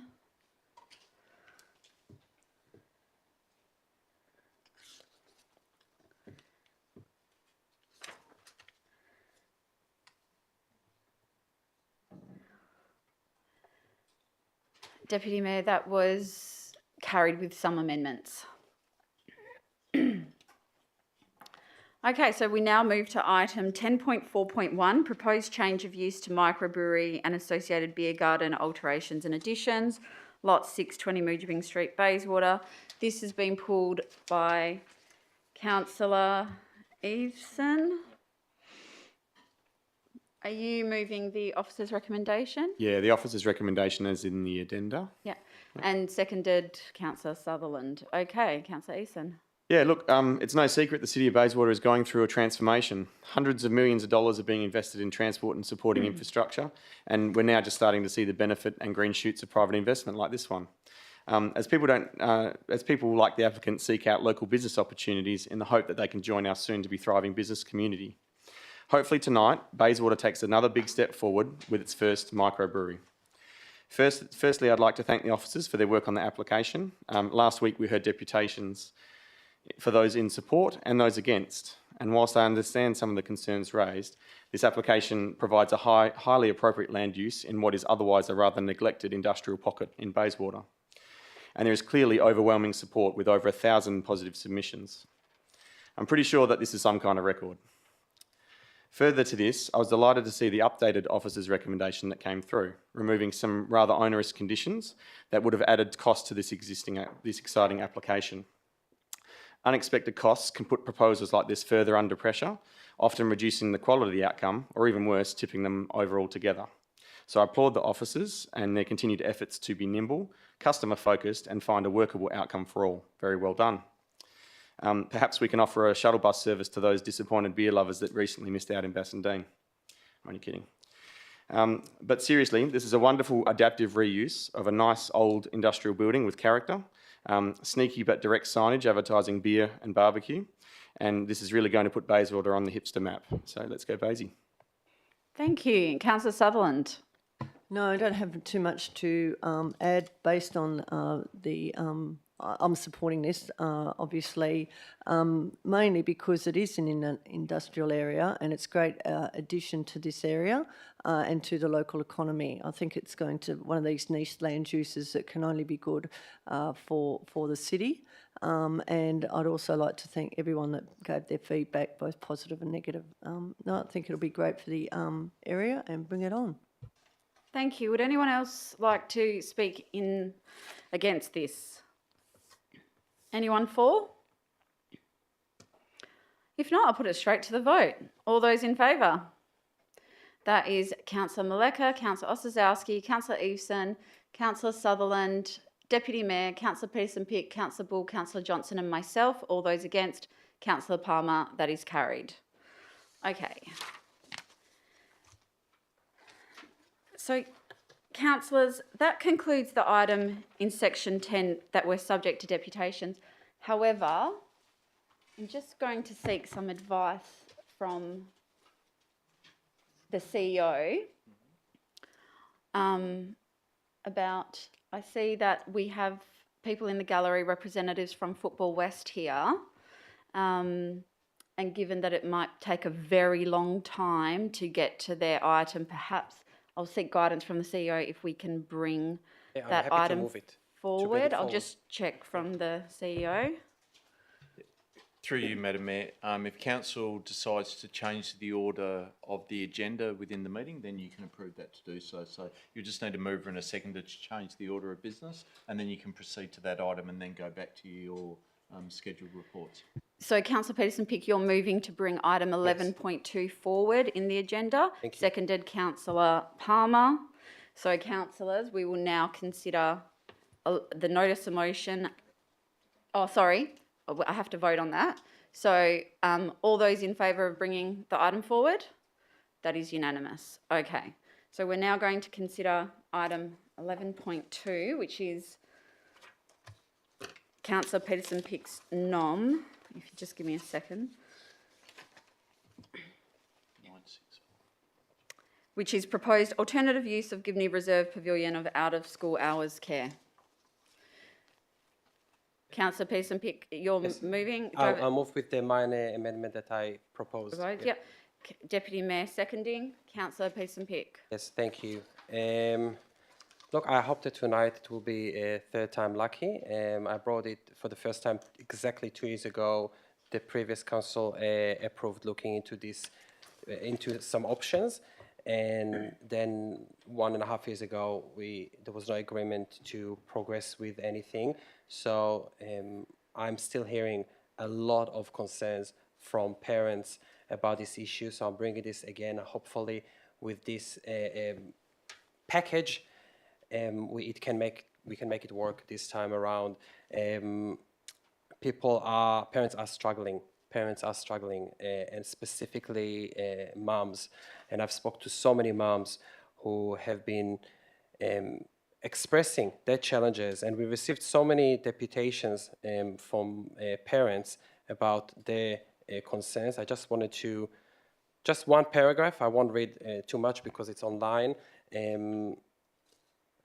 As a working mother, I have personally experienced the overwhelming emotional, mental, and financial distress of trying and failing to secure suitable out-of-school hours care for my own children, and I am just one of a growing number of working Maylands parents that have found themselves in this situation. I don't think how many times we actually have those kind of statements coming before us, really. And this is what I hear constantly, distressed mothers that are torn between looking after the kids and going back to work, and they do not have the ability because two providers, OSH, out of school hours care is OSH, we'll call it OSH for now, have stopped operating in Maylands. We had the Helping Hands and YMCA that stopped, but we have more and more residents calling Maylands and Bayswater home, and the city has involvement, you know, with the subdivisions, with the approvals, but there is a lack of service around this issue. I would like to thank everyone who signed the petition that I tabled today, and Annette Letter organized it. So thank you to everyone who signed. And the pavilion has been used for a long time, not really for active use and mainly for storage, as was people made me aware of. And I understand that now there is an indication by Football West to that they have recently sought a different use for the building for a new program. I am happy to, and I already expressed it to all councillors, I was successful to reach an agreement and compromise with them, and I thank them for them, and they're here tonight, that with this amendment that I'm proposing, that they will get an extension of the list for further another 24 months, and they will be happy to end their use of the building by then, and we will be able to allow hopefully a new out-of-school hours care service to operate from that building. I think it is a win-win situation for everyone. There is no other option, councillors. If it is not going to support tonight, there is no other option to help those parents. Council will not support constructing a new building for that purpose, obviously. So now we have an indication from the club that has been using it that they are happy with this, and this is the solution for this problem. It is a safe option for kids just adjacent to the school. There is no closer opportunity for an out-of-school hours care than what we have there, for those who are not aware where the building is. I personally took the time to speak with some childcare providers of out-of-school hours care. All those that I spoke with jumped on the opportunity. They said, yes, if there is an EOI, we want to actually submit applications. There is demand. It's only us now. We are the only ones, they're all waiting for us. YMCA, that used to operate in Maylands, they're saying, yes, they told me, if the building will be vacated, we are keen to actually consider an EOI. The Bayswater Childcare Association, you know, we have councillors involved with this association. This is what their CEO told me, and I'm quoting some of the things. Since 2019, their Maylands out-of-school hours care has received requests from working families requiring care that their centre is sometimes unable to fulfill. They sometimes needed to send kids in taxis to a different service in Bayswater. I don't think that is reasonable in 2023 to send children, 4, 5, 6 years old in taxis with a staff member that needs to actually be in the centre in Maylands to escort those kids to a different centre just because they do not have the space. This is the situations that people are having. And one of the deputations mentioned that their kids are the 60th on the list, on the waiting list. This is the crisis of out-of-school hours care that we are facing now, but we can solve it tonight easily. Councillor, you've reached 5 minutes. Yes, I would like to thank the school and the school principals that again came and took the time to speak before council, and I hope that we can get a great outcome tonight. Thank you. Deputy Mayor? I'm going to move a procedural motion to defer this item to the November OCM. Do I have a seconder? Councillor Sutherland. The reason for the deferral is because not only have councillors received new information that we haven't had time to duly consider, this motion is about a much bigger issue than just OSH or Football West. It's about ad hoc rezoning of a recreation facility for the purpose of delivering a commercial enterprise. This is not an approach that Council has ever discussed, and if we set this precedent without proper consideration of the broader implications, then what's next? Rezoning Maylands Yacht Club, or even Bayswater Library, to residential because there's a housing shortage causing a homelessness crisis. That's a pretty important issue too. Given that Councillor Peterson Pick has amended his motion tonight to change the extension of Football West lease from 6 months to 24 months, sorry, there's no urgency to pass the motion tonight and allows the Council and the City time to have important conversations about what a decision like this will mean for our community going forward and to properly consult all relevant stakeholders. I'll put this to the vote. All those in favour? That is Councillor Maleka, Councillor Ossowski, Councillor Easton, Councillor Sutherland and myself. All those against? Councillor Palmer, Deputy Mayor, Councillor Peterson Pick, Councillor Bull, Councillor Johnson. I use my casting vote and that is deferred until the November OCM. Okay. We now, I'll just seek advice. Just go back to your... Councillor Bull, you have a question? Sorry, yeah, I just want to check. I've got this thing in the back of my mind that for that kind of procedural motion, the mover is able to speak. No, to I've close. checked. Okay. Okay, so we'll now move to the remaining items in section 10 that have been withdrawn by councillors.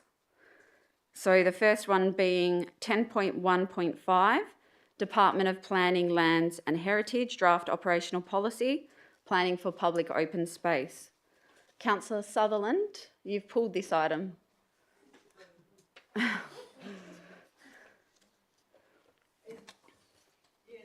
I don't have much to say. I just wanted to be on the record to say that I think this is good. That Oh. Are you moving the officer's recommendation? Yes, I was, yes. Do I have a seconder? Councillor Easton, Councillor Sutherland. Yeah, look, I just wanted to be on the record to say that I'm happy that this has come up. I put in a motion in I think it was the meeting before, not last month, the one before, about Embleton Golf Club, just to look at what we can do there, not to get rid of it, but to make it more purposeful for the 21st century. This is like the parking ones we have. It's like planning for traffic. We are changing, our suburbs are changing all the time, and it's really, really important that we keep up with good public open space for future generations. So I just wanted to put that on the record. Thank you, Councillor Easton. Yeah, so look, I'm happy to support this this motion and that ensures the City of Bayswater remains a desirable location for investment. Times are challenging for Perth economically with squeezed household budgets and also in regards to housing our population. So this motion supports a clear, united approach by the state, fully backed by the Minister, John Carey, and I agree with this position. Thank you. Would anyone like to speak against? Councillor Palmer. Thank you, Madam Mayor. Not against, but I'd just like to really, I studied this very hard, and the officers also are concerned about the ratio of land that's been talked about here. So I think we need to look at this very carefully. The fact that Morley, Bedford and Embleton are the people that will be affected by less land POS area, public open space. So I think, obviously, I'm going to agree with it because the officers have put it as an endorsement. But I just feel that we need to really keep an open mind on the assessment as it goes through in the next couple of years. Thank you. Thank you. Deputy Mayor. Yeah, I'll be voting against this. While I support the majority of the officer's comments in relation to the public open space cash in lieu collections, I don't support all of them. I'm actually really concerned about the proposed changes to the public open space cash in lieu collections, particularly as City of Bayswater is such brownfield development and we rely on that to improve the public open spaces. And I know that that part of the Minister's discussions have been around that well, there's already existing public open space to cater for those ones. The whole purpose of the public open space cash in lieu is actually to improve those facilities with the increasing pressures that come onto those public open space areas through infill. Thank you. Anyone else wish to speak on this item? I'll go the mover to close.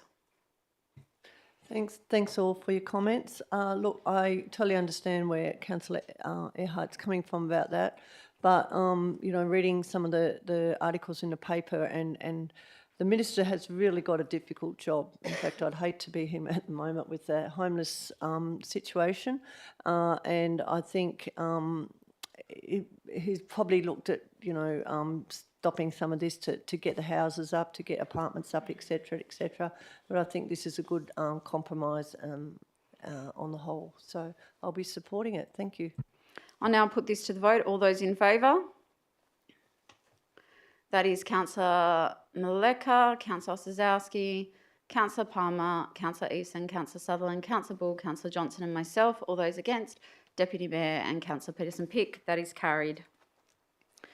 We now go to 10.1.6, City of Bayswater Advocacy Plan. Nobody's pulled this, but there is an interest. So we need to, I need a mover.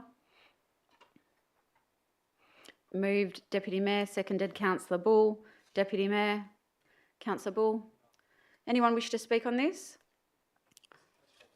Councillor Peterson. Just a question, please. I just would like to clarify that this is not an endorsement of the advocacy plan, but it is just for noting, and we will reviewing Yes. this. Thank you.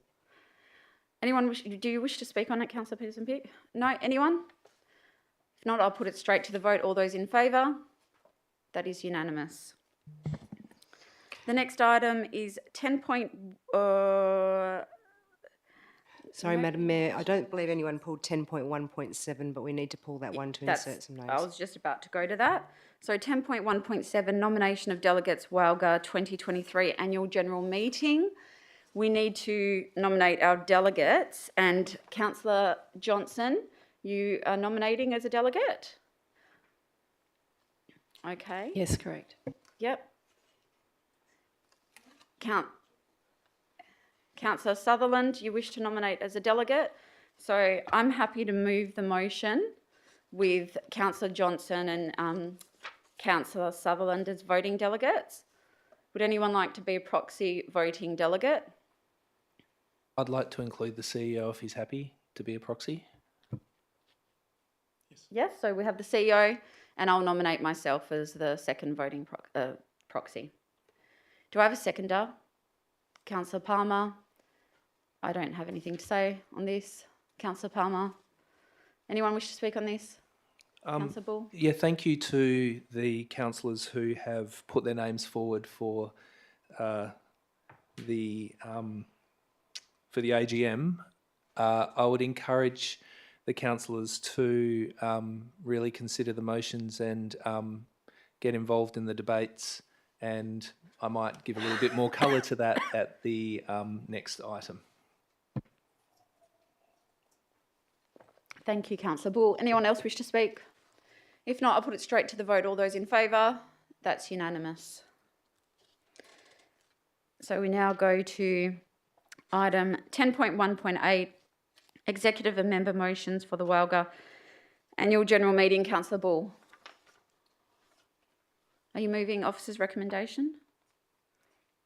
No, I have an amendment, which I haven't provided because I only recently read the item.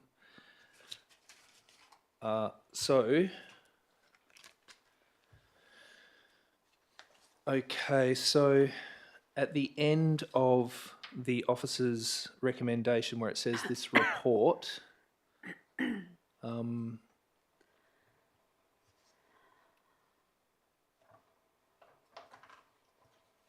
then we insert the following words: other than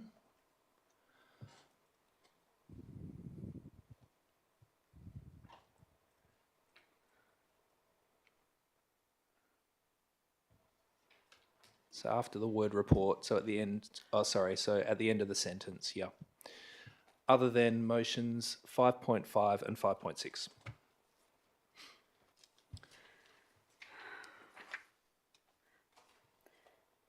Do you have a page that you can reference so we can see what those motions are? So if you jump to page 29 of the addendum that we received, there's the table of contents and there's a hyperlink. If you look at the table of contents, 5.5 is on page 12 of the attachment. It goes on for a while. I'll second it. Thanks. What is it? And then 5.6 is on page 40 of the table of contents that you can hyperlink to as well. Page 39. 39 is the first one.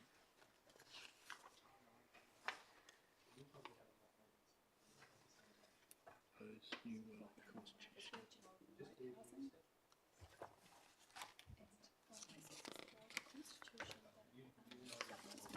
Oh, okay. Okay, so that's moved by Councillor Bull, seconded Deputy Mayor. Councillor Bull?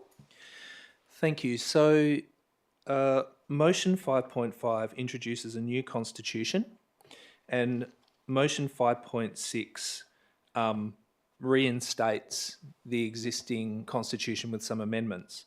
When you have a look at 5.5 and 5.6, the one governance issue that is not addressed is the voting weighting between metropolitan councils and country councils, not regional councils, the rural councils.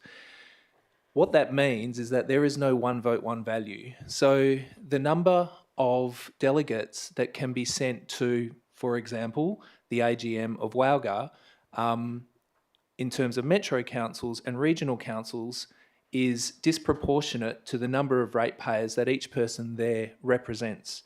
It's been an ongoing issue for metro councils, and it really is something that should be addressed. It should be one vote, one value. That is a more democratic process, and I'm disappointed that these two motions introduce, when we have an opportunity to introduce a constitution that provides better democracy. Here we have a situation where the metropolitan councils do not have the proportionate number of votes to the number of ratepayers that they actually represent. And so I think we shouldn't support these two motions on that basis, but I'm sure the Deputy Mayor has additional reasons. Thank you. Yeah, no, I'll just be brief. Mine are different reasons. I don't buy into the whole one vote, one value thing. Sorry. Mine is more around the alternate governance model and what's being suggested through there. There was the opportunity for real change with going for option 4, like this council voted for. And it's been dwindled down to not even option 1 going through, and it's basically looking like it's just going to be status quo as usual, no change. So I oppose that. Thank you. Anyone wish to speak on this? Councillor Johnson? Just a question, really. So, I certainly agree with the points raised by both Councillor Bull and Councillor Earhart.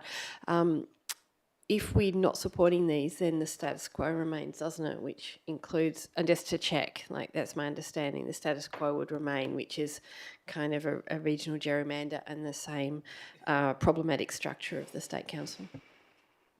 Is that a comment or a question? Is it a question or a comment? I think I just wanted to confirmation Okay. that would be the outcome of this. I'll go to the CEO or our governance manager, I'm not sure. Through the chair, I think the answer is yes. It will remain the same, but what Councillor Bull's proposing is that the members advocate for a different position. And I've made a note to discuss that with Councillor Bull and the Deputy Mayor to get their comments so that then the delegates that are attending the AGM will have those comments to then raise when the motions are raised and people can speak for or against the motions at the AGM. Thank you, that'd be very helpful. Anyone else wish to speak on this item? Councillor Palmer. Thank you.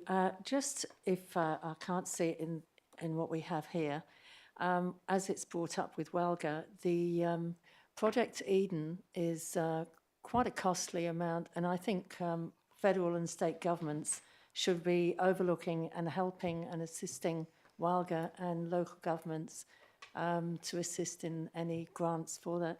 Thank you. Thank you. Do you have a question, Deputy Mayor? No, I just wanted to address what Councillor Palmer has said, what happened with the last zone meeting Okay. in relation to that one.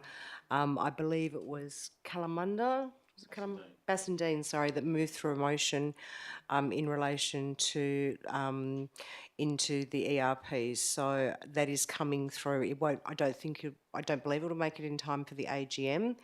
It will go to the State Council on the 12th and 13th of September.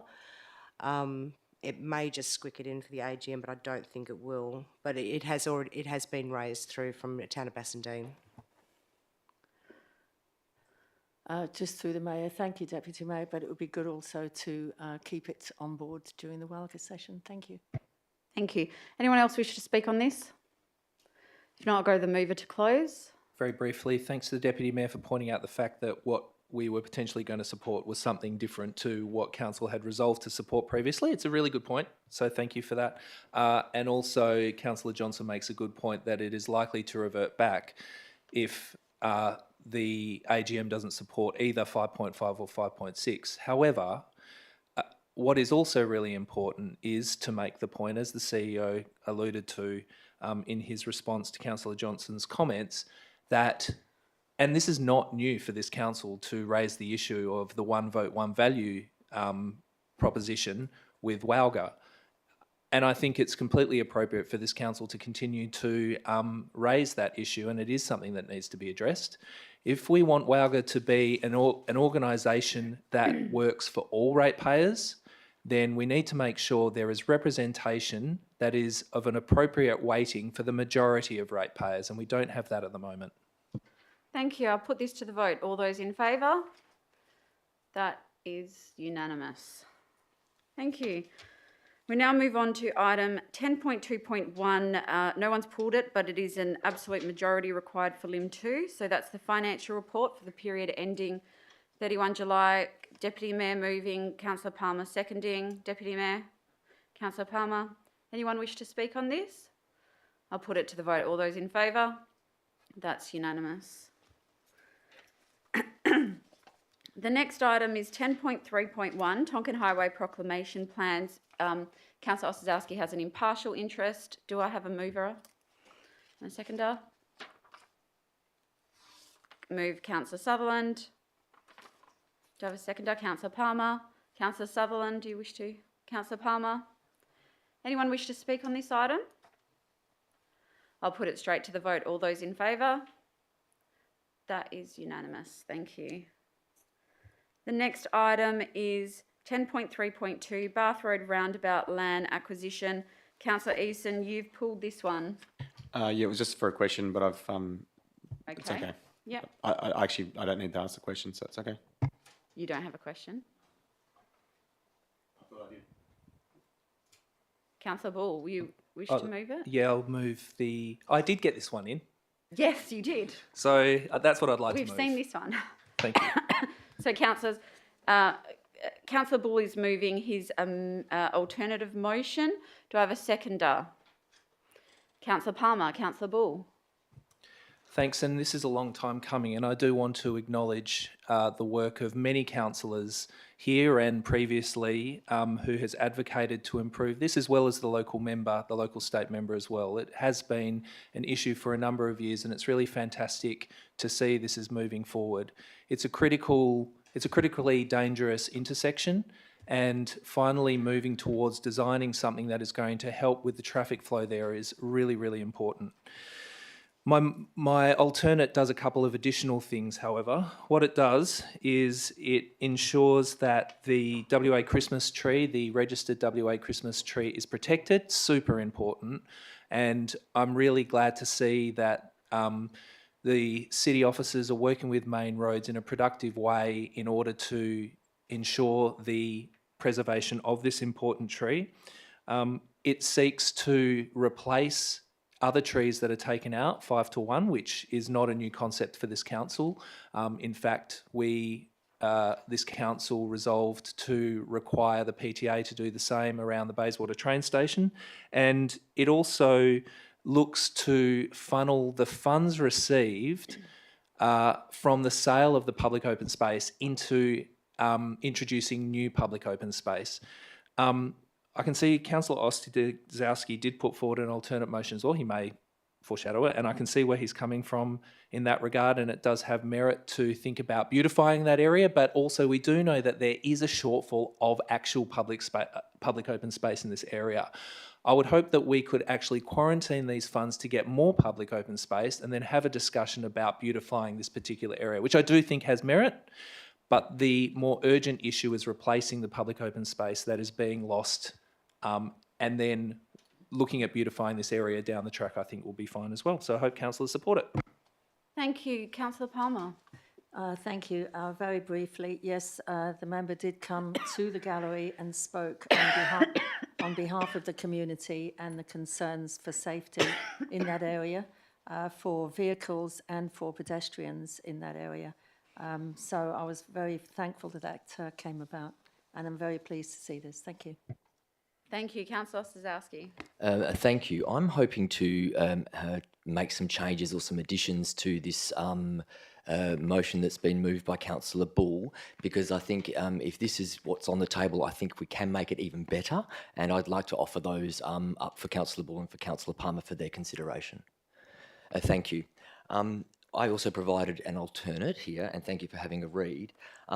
As you're all aware, I sent out a significant number of letters over the last week and met with a significant number of people who live on Woking and Lingfield and Bruce and Bath Road and Fitzgerald.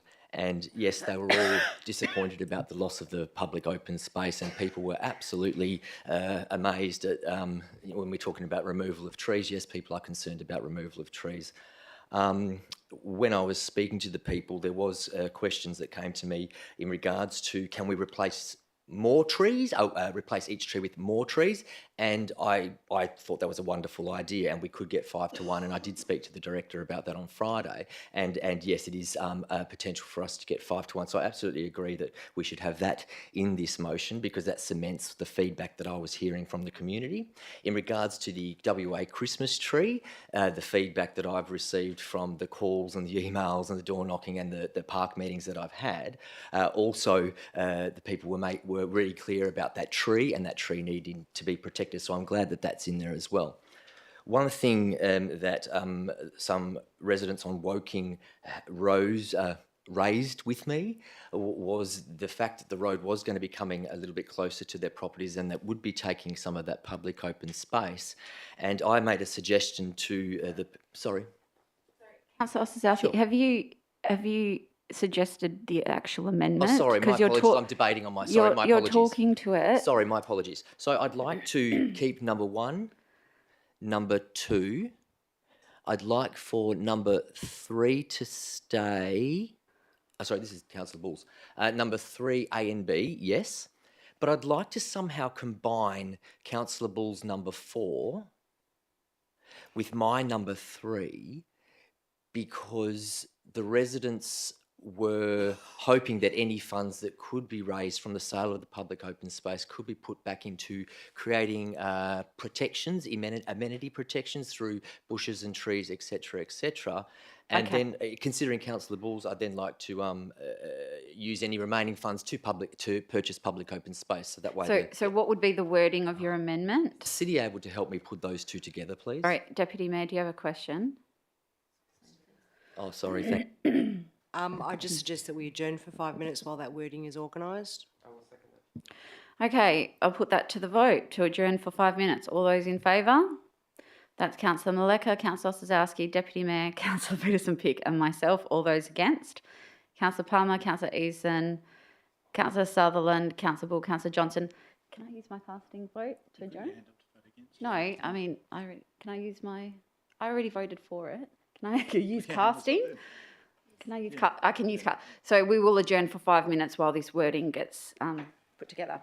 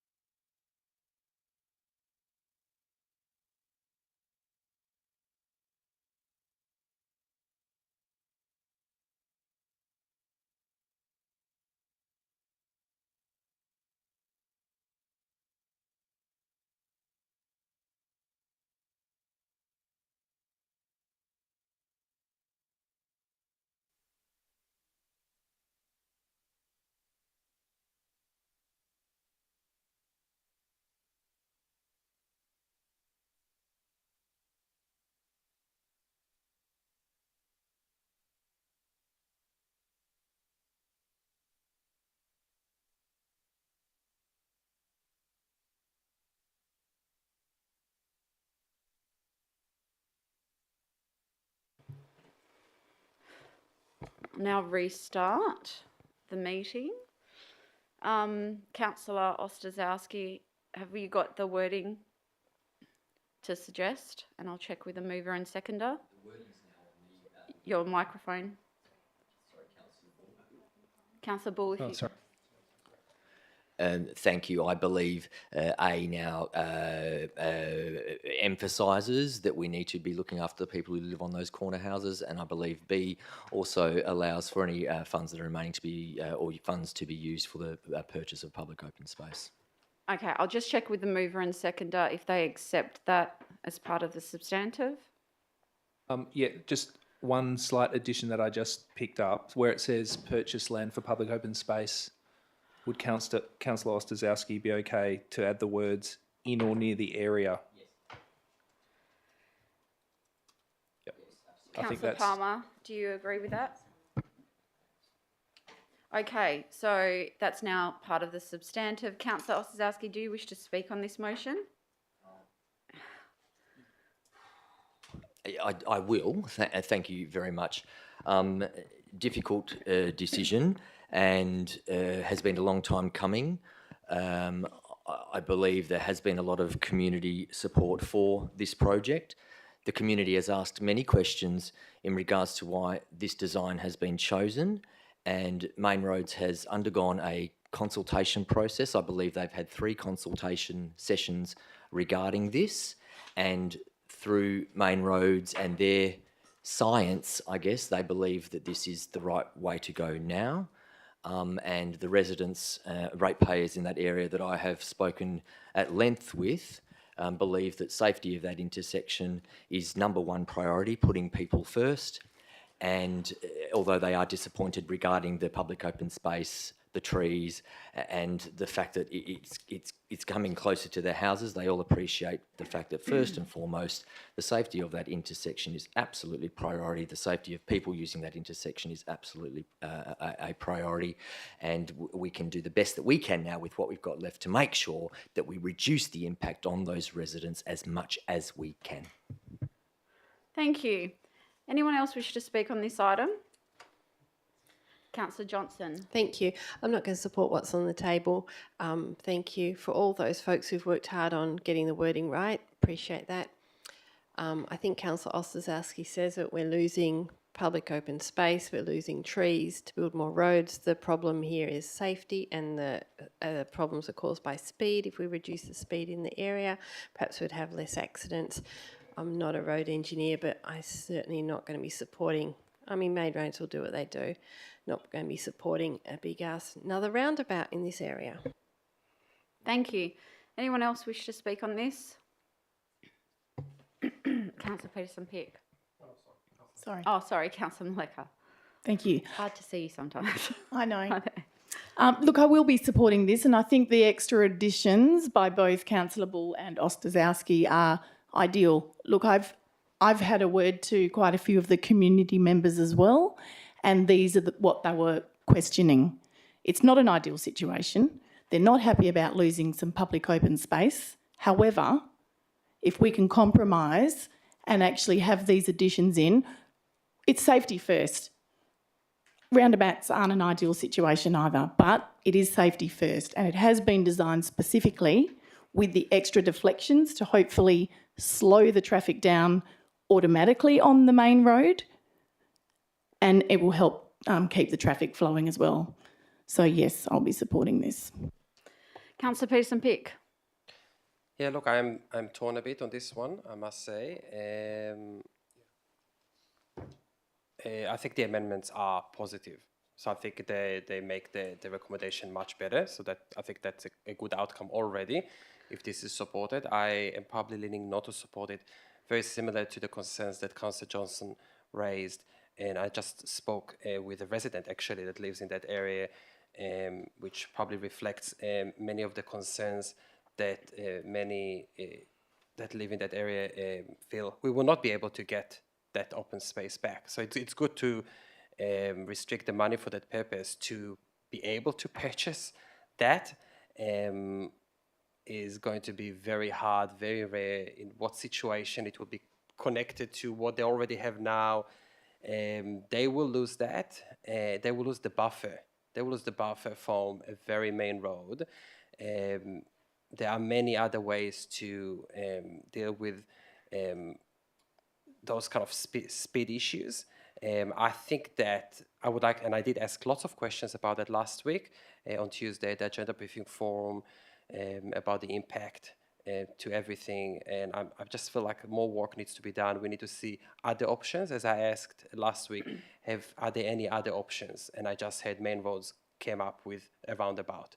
I would like to understand the alternatives, what they mean, before I will support such an impact that we will not be able to rectify. And yes, safety first, and we should deal with the safety, but we should do that properly, in my view, without impacting specifically that area that is lacking of public open space. Thank you. Anyone else wish to speak? If not, I'll go the mover to close. I don't disagree with the comments of Councillor Johnson and Councillor Peterson-Pick, and it's big, it really is. This is trying to seek a compromise.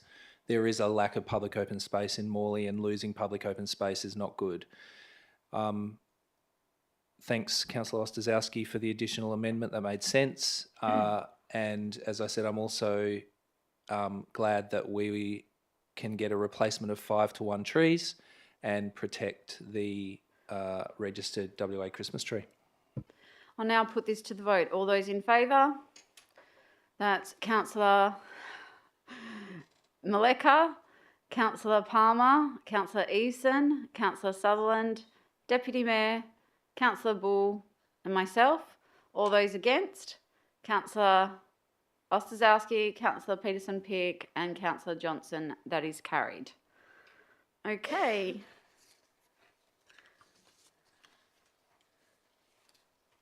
We now move on to item 10.3.4, Better Bins Plus Go Fogo bin size transition. This is being pulled by Councillor Eveson. Yep, I've got an alternative that the city has. That it's been provided. It's in the run sheet, yep. So you're moving the alternative motion. Yes, I am. And seconded by Councillor Sutherland. Councillor Eason. Yeah, look, I'd like to thank the officers for their efforts in this report. Clearly it outlines the impact of a decision in 2020 that forced mandatory bin downsizing for all households in the city of Bayswater. And whilst the report also outlines some very concerning details regarding waste, there are three key elements that have shaped my alternative motion. The one that's on the table tonight. There's the three C's: cost, contamination and choice. Cost. The significant cost of almost $2 million to downsize every household red lid bin in the city. The grant funding was little more than a token gesture towards this cost, and it doesn't do nearly enough to address or incentivise the cost of a bin change-out. Contamination. The high level of contamination that's already present in our waste is a strong indicator our system isn't ready for this downsizing everyone's red bin. With a mandate, it'll only simply elevate contamination rates and we'll have more trouble to deal with. It's been proven over east and it's happening here. So whilst there might be some feel-good sentiment from seeing a smaller bin, further down the line, where it matters, contaminated waste will fill up the hole in the ground. And lastly, choice. Council never considered providing households with a choice of bin size. Looking through previous minutes, I couldn't find consultation, engagement or otherwise, which showed resounding community support for adjusting the level of a core service which every single household relies upon. Ask anyone about local government core services and rubbish will be quick to emerge. And if you probe further on waste, you'll quickly find the diversity of waste needs in our community differs greatly. It's not a one-size-fits-all solution. I'm calling on councillors to support this alternative that considers the matter in both the short, medium and long term. It provides households surety now on keeping their big red bin. It investigates our options forward to inform and provide facts that can guide the important decision to offering choice. And lastly, it acknowledges that there's a lot more work to be done by the state government and enables the Mayor to continue advocacy. I encourage councillors again, our community want more. Our community want so they can expect a clear disposition on their bins. This alternative provides it. Thank you. Councillor Sutherland. Yeah, I think this is a good compromise. As Councillor Evson said before, I think one of the most important jobs of the council, in fact its core business, is rubbish. And it's become waste has become in the hot spotlight recently in the last couple of years or so, and rightly so. The state government wants to reduce our waste and has set some ambitious targets for local government to do this, both for solid waste and an increase in material recovery. However, I don't agree with supporting downsize of residential general waste bins. And I do think the choice is the way to go. City of Bayswater is a big council and it does have diverse needs, big blocks, small blocks, etc. And I think this is a good compromise to that, and will make everybody feel better with this in place. So I hope councillors support it. Thank you. Anyone else wish to speak on this item? Councillor A few Johnson. questions, please. Yep. Can I ask a question about cost? Do we have money in our reserves already to purchase new rubbish bins? I'll go to the director or I'm not sure which director wants to answer that. Through the chair, we do have sufficient funds in reserve. We've got 2 reserves for waste. We've got just a general reserve for waste, and we've got a FOGO reserve as well. Thank you. So I note the comment in the report that says the other option in the officer's recommendation has a direct impact on annual waste charges to residents under either scenario. So I just want to check that moving to smaller bins has no additional costs for residents. I'll go to the director. Through the chair, most of the costs associated with the capital purchase, so buying the bins and delivering those bins to put them into use, but we do need to negotiate or do a contract variation for the pickup of those bins. At this point in time, it seems like the contract will probably charge the same rate, but that hasn't been locked in at this stage. Thank you. Can I now ask a question about contamination? Is there any evidence that going to smaller bins would increase the rate of contamination?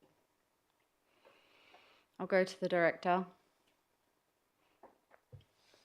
Through the chair, I mean, it's difficult to say what the situation will be in the city of Bayswater. I mean, there is papers that say, I think there's one mentioned in the report, that there's a study in New South Wales that said that going to a smaller bin created better sorting of waste, but we don't know whether that would be the case in the city. Thank you. I now go to the issue of choice. Is it true that City of Bayswater residents can order additional bins if they require them?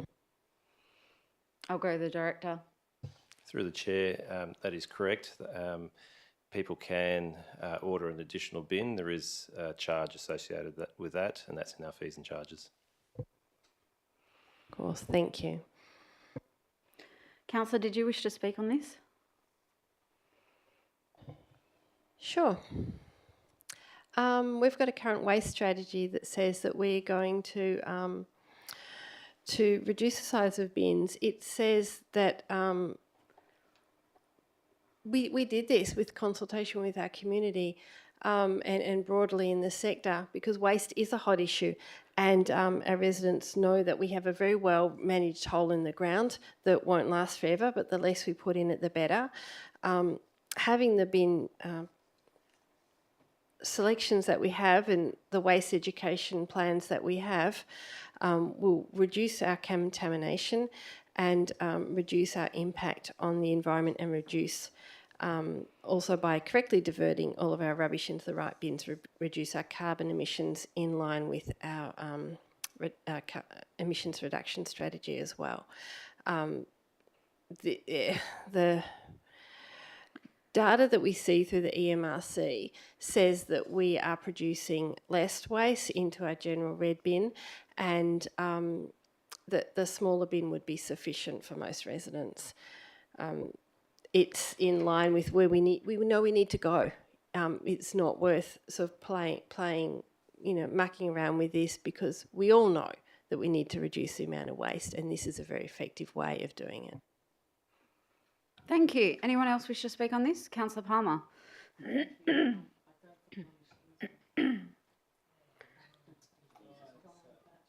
We'll get you.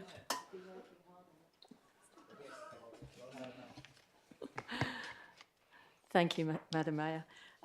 Look, I agree with Councillor Everson. I think transferring to a smaller bin might seem very practical initially, but the cost really outweighs that. We've been given a $500,000 subsidy, which we've now actually spent, but the actual cost in the transition is quite expensive. Now, it says here, if the city transitions to the smaller 140-litre general waste bins, Cleanaway has advised they wish to transition the ownership of the general waste, FOGO, and recycle bins to the city at the same time. The contract clause 4.2.5, option to purchase bins, allows the city exclusive option of purchasing the bins for the depreciated price as submitted by the contractor in the tender schedule, which is $16.53 per 240-litre bin for the period ending 30th of June 28. The city would need to pay for the purchase of the new 140-litre general waste bins and the existing 240-litre FOGO and 240-litre recycle bins. We are giving ourselves a huge cost just for the sake of shrinking a bin. Now, when those bins are going to be annulled, burnt, hope not, buried, hope not, they're just going to be recycled, really. That's massive. I don't know how many bins we've actually got, 30, 40,000 red bins. It's huge. I would rather us pay back that $500,000 to the city, to the state, and actually save us spending our reserve, which is 3.9 million and 4 million. Instead of spending all that money just to change a bin, we can still educate, because I did ask last time, what was the cost of the education? They've most likely given me the actual cost of that education for a whole year, but I haven't got it. But it's pretty expensive. That comes onto $1 million. So I think if you take a small bin, you're going to have to pick up weekly. And the large families and the people that do need the larger bins will be affected by that. Also, Airbnb, they won't care. All this type of thing, they'll chuck it straight into the nearest bin. So we're actually defeating the object of educating to go into FOGO. I feel we need to keep the bigger bin. I've got a big red bin. I don't put it out every fortnight. I might put it out once a month. And I reckon where the percentage of single people living in the city of Bayswater also do the same thing, they do not put that red bin out fortnightly. They put it out a month or every 6 weeks. And that alleviates the cost of trucks having to stop every 10 yards just to pick a silly little bin up. So I think we're defeating the object. I think we should rethink it, pay them their $500,000 back, and save ourselves a lot of money and keep the bins. Thank you. Thank you.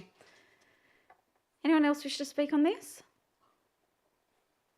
I'll go, Councillor Pearson-Pick. I have a question, please. Yeah. With regards to limb 3, it talks about having an assessment of all options that enable residents and ratepayers' choice in general waste bin size. So I'm just trying to understand, maybe to the mover, if the assessment will look into having the option for some residents to reduce the bin size. Is this the intent? Absolutely. So there is local governments that have provided an option, and you can opt into having a smaller bin, and there's obviously a cost that reduces because your ability to, I guess, provide, the amount of waste in the bin, but also then it gives people the choice if they would like to keep with a larger bin if that's their more suitable for their waste needs.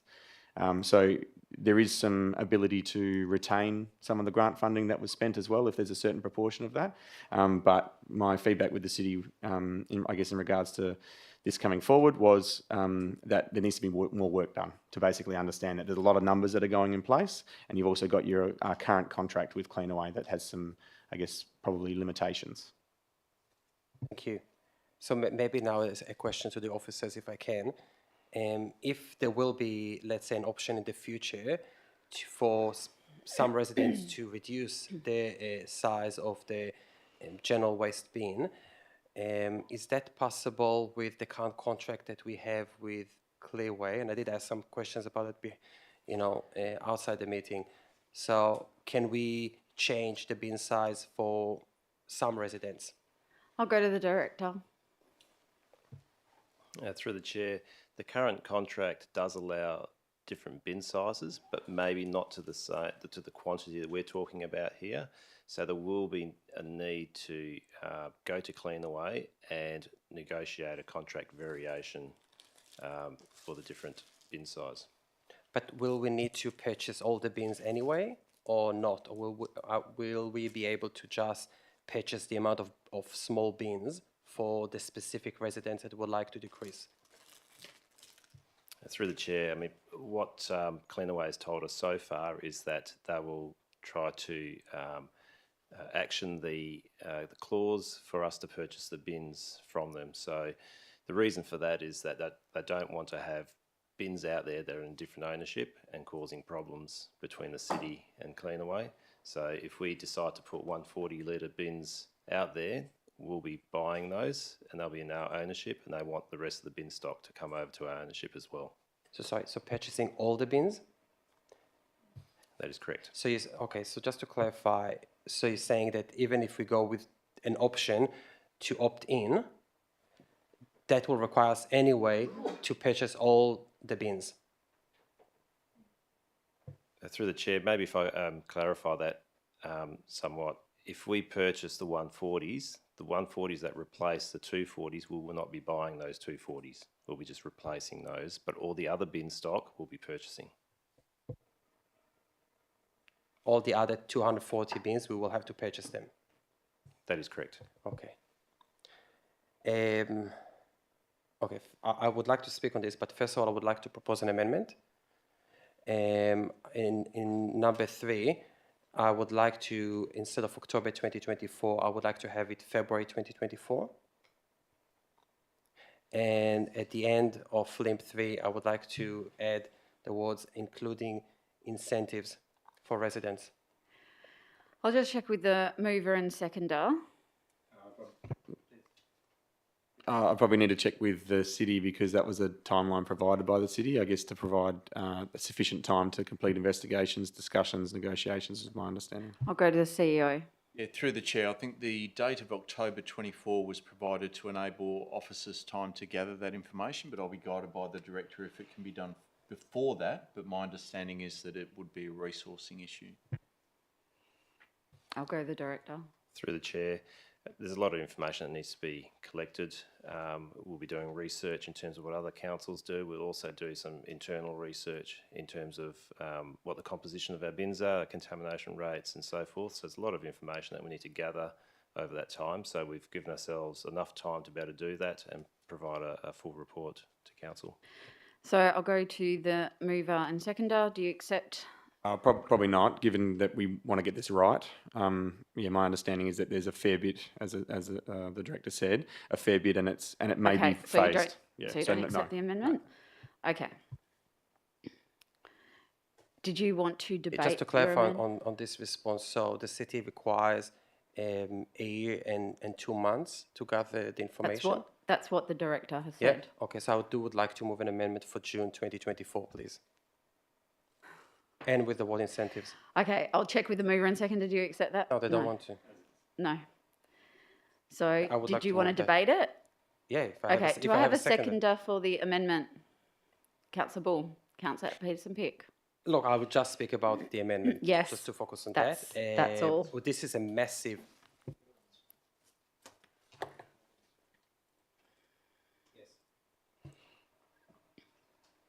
So it's the same thing, just June. Yeah, and at the end of LIMP 4, including incentives. Thank you. Thank you, Councillor Bull. If this is supported by the council, it is a massive change. And dealing with this issue around reduction of waste by a year and 2 months, I think that is the wrong message that we want to send our residents. It's one thing to say we are changing what council previously agreed to and literally not progressing anything for more than a year. And then there will be a report and we're not sure what will happen, so this might drag for a long time. I'm concerned about that. I also would like to highlight the incentives, so this will be an indication, if council supports this, that we are keen to incentivize those that do want to reduce it, to allow opt-in, to highlight this option. So I think that's what I have to say about the amendment. Thank you, Councillor Bull. Yeah, thanks. It would be good to get the report for council to consider before 14 months. It is, as others have said, it is a core issue, waste, and progressing it expeditiously is important. I like the addition of incentives. If, you know, the points that Councillor Johnson make is super important, and if council does ultimately decide to change its direction, then it's still important to ensure that we create an environment where people do wish to move to the 140 litre bin. So actually, you know, I think it's a really good idea from Councillor Peterson-Pick. Oh, the last thing I'd say, I'm sure there's a lot of information already out there, and I'm sure the EMRC already has a lot of information that the city will be able to tap into. And so bringing it forward from October to June, I really think with the skills and the knowledge and the experience of the staff in this place, they will easily deliver within that time frame. Thank you, Deputy Mayor. Can I just get comment through the chair to the director in relation to the difference between June and October for staffing? Just your comments on it. I'll go to the director. Through the chair, in terms of June or October, I mean, obviously it does give us additional time to get that information together. What we need to do is actually conduct a few surveys of bins to see what is actually occurring in those bins and what the contamination rates are. So we need time to be able to roll that out. So the more time we can get, the better results we can get and the more areas we can survey. Anything further, Deputy Mayor? Yeah, I think just on the basis of that, yeah, I can understand where the mover of the amendment is coming from in terms of timelines, but I'm also cognizant of that is a large body of work of not only the discussions but the bin surveys, etc., and we do want the right, correct information. Thank you. I'd also say I would have supported it, the amendment, the including incentives part. I think that's a good addition. I don't support the June. You've got to take into consideration there has to be conversations had with Cleanaway as well. That's an external party. We don't know how long they're going to take to get back to us. If the officers are saying October, you know, June, October, it makes a difference to them. It doesn't make a huge difference to the outcome of this, but it will give us better information. So on that basis, if it was just the including incentives, I would have supported it, but I don't support the change in date. Anyone else wish to speak on this? If not, I'll go to Councillor Peterson-Pick for your right. Oh, sorry. Can I foreshadow the officer's recommendation, please? Sure. Councillor Peterson-Pick? Yes. Yeah, look, I think it's such an important issue that we should spend the necessary resources on. We're talking about a waste reduction and a proposed move to essentially go backwards. This is how some will see that environmentally. So I thought we should actually prioritize this. Yeah, but I'll leave it with that. Okay, I'll put the amendment to the vote. All those in favour? That's Councillor Peterson-Pick and Councillor Bull. All those against? Councillor Maleka, Councillor Osazowski, Councillor Palmer, Councillor Easton, Councillor Sutherland, Deputy Mayor, Councillor Johnson and myself. The amendment is lost. We go back to the substantive motion. Councillor Peterson-Pick, you wish to speak on the substantive? Yes. Please, yes. Look, I have concerns in both approaches, I must say, with what we currently committed to and what is proposed here as well. I think we got an indication that the cost about purchasing the bins will happen anyway if we want to incentivize and get people to opt in to reduce the bin size. So that will happen anyway, so there is no cost about that. We will have to, if we want to change the bin sizes for some residents, we will have to purchase. So that was clarified on the record. So I don't see here a massive cost. I think it's mainly the impact for our residents, which is going to be serious. And that is my concern with the agreement to the ground. I'm concerned when I read the report that we are not eligible for those 4 exemptions that some other local governments are able to use. I thought it would have been better to, at this stage, when we come to this decision, to know what the Waste Authority will do, but on the basis that they are not allowing us to use any exemptions, I am leaning towards supporting this, and I think that is a very sad outcome for the Waste Authority. I hope that the city will deliver the message to them that they are excluding the city of Bayswater for those exemptions. I do think that we do need to take actions, and serious actions, when it comes to reduction of waste.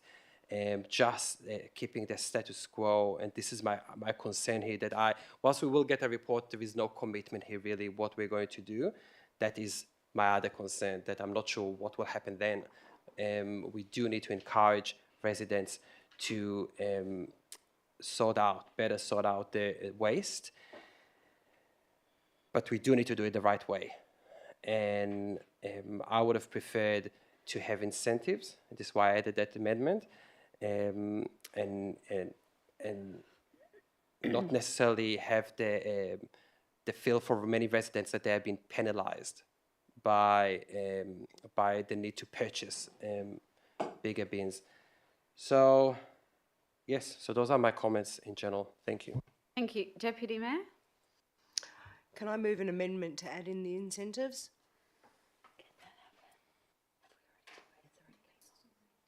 We've already debated that. Just the incentives, not the change of date. I'm happy to second that.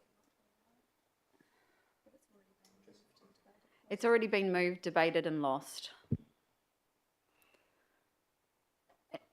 Anyone else wish to speak who hasn't spoken?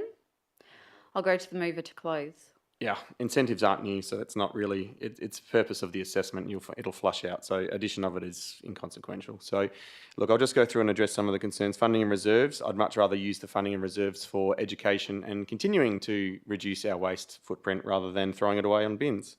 Contamination, it is a concern, we're higher than everyone else. That's why the bin audits are checked, as the Director mentioned. Choice, I'm not subscribing to the fact that we're going to jam people into a smaller bin and then charge them more for a second bigger bin because we're just going to keep the same service. So I don't agree with that. I guess that this is the conversation that the Director and I did have around this topic. Was it's a philosophical issue on, do we support mandates and jamming everybody into a one-size-fits-all or not? That's my view on this one. So this is offering choice. It's giving us time. People that only half fill their bin can continue to happily half fill their bin. It's not going to cause them an issue. But the people that are already at max capacity go to a smaller bin, now they've got a big problem. And then we're going to slam those families with more costs to get by another bin. Just makes no sense. We've got to be thinking about households and everybody, not just the elite. So I would close it on that one. I'll now put this to the vote. All those in favour? That is Councillor Maleka, Councillor Ostrzowski, Councillor Palmer, Councillor Easton, Councillor Sutherland, Deputy Mayor, Councillor Peterson-Pick and myself. All those against, Councillor Bull and Councillor Johnson. That is carried. Okay, so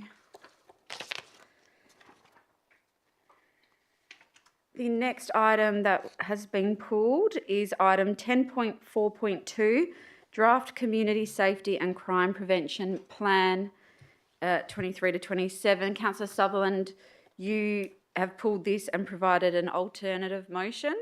Yes, that's right. Okay, and seconded Councillor Ostrzowski. Councillor Sutherland.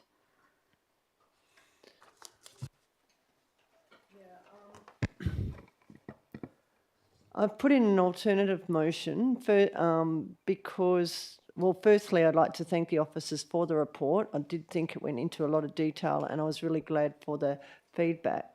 But I think we should defer this and clearly, as the motion says, clearly articulates more tangible outcomes. This plan had broad objectives and actions, but really, in my opinion, weren't specific enough. We all know crime in our city is one of the major issues and is real. And we need to act on that and have a plan that can be seen to support our residents. Probably more assets in terms of tangibles. I mean, things like lighting would be better in the town centres. Obviously, more CCTVs, AIs are coming up. All those things cost money, I know, but they're just things that I'd like to see that would make people feel safer. I did like in the deputation, in the when we were being briefed on this, not the deputation, sorry, but when we were being briefed on this, that difference between the perception of fear of crime and crime that's actually happening on the streets.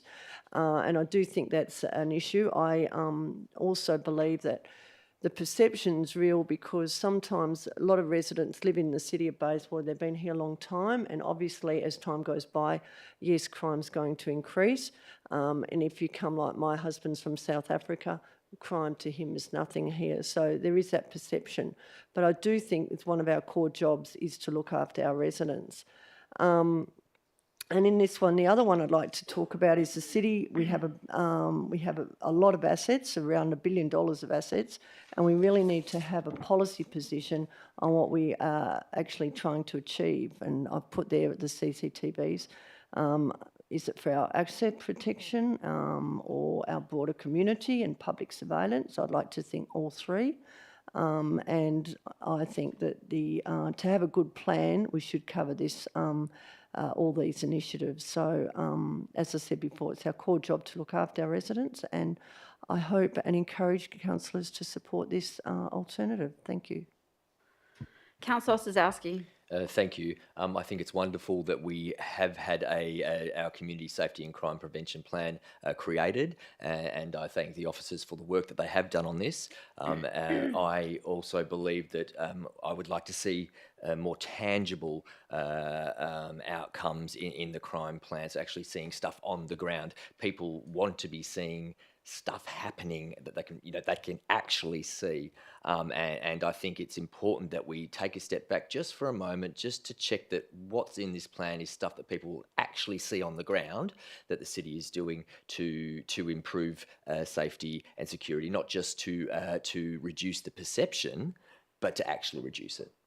Thank you. Thank you. Anyone wish to speak against? I just have a question to the mover, if I might, please, just to help me understand so I know whether to vote for it or not. This line, recommend and provide guidance to council on the purpose and objectives of a citywide CCTV policy position. Can you explain that a little further for me, please? Does that mean more CCTV or less or something different? Well, I think both, and I also think with the policy position, what are we using the CCTVs for? Is it for looking after our assets? Is it to do city surveillance? Is it to, as I said there, is it for public surveillance? Are we using it to protect our asset base as well? So not just one thing, but actually articulate that our CCTV policy is looking after not just one thing, but also our assets as well, articulating that. Thank you for that. Did you wish to speak on the motion? No? Anyone wish to speak on Councillor Peterson-Pick? Yeah, look, I will support it, but just for the record, I do have concerns about deferral of this issue, because it is an important one to deal with. I had mentioning about lighting. There are actions to deal with that. Action 2.2 talks about lighting improvements. So CCTV also is dealt here in 2.5 and other actions. So I feel like there are some actions here, and there may be we can have more improvements, but that could have been done in a review of this plan next year. So I do have some concerns about the deferral of it, but I will support it. Thank you. Councillor Palmer? Yeah, I am concerned with a situation which on page 588 we see the crime rates given. Stealing, dwelling burglary, non-family assault, property damage, graffiti, non-dwelling burglary, all down, okay? And then if you go to page,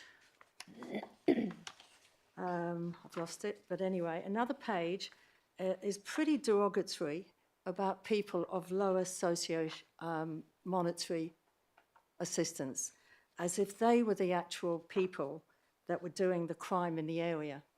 So just let me get that because it's important. So I think really they need to look at the, whoever writes the report, it's a good report, I'm not saying it isn't, but just that paragraph really decrying the neighbourhood who isn't rich is pretty poor.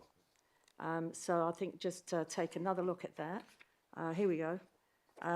Page 573. It says, a number of groups, including the unemployed, people living in rental accommodation, well, including social housing, young people and rough sleepers were underrepresented in recent community survey, but the underrepresented group was subjectively perceived as most likely being responsible for crime and safety issues by those who did not complete the survey. It's really pointing a finger at a section of community unnecessarily. So I just think that's a really bad situation when that's put as a report and put in writing on this. And that's what concerns me when you actually look at the graph table and you see that the fraudulent side and that sort of figure make the most crime. So I'm just saying that because I think that's not a good thing to have. Thank you. Thank you. Anyone else wish to speak on this? Councillor Eveson. Sorry.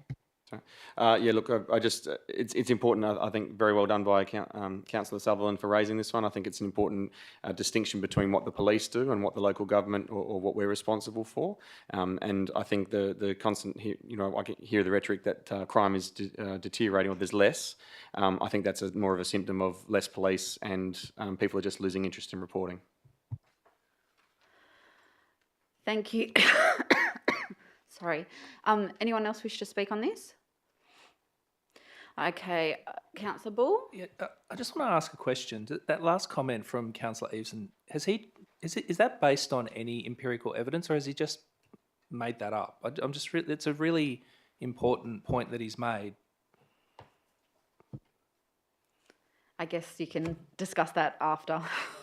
No. He's made a claim. It's a genuine question. He's made a claim that the only reason why there's lower crime statistics is because people aren't reporting it, but I'm interested to understand whether that's just anecdotal or whether he's got actual evidence of that.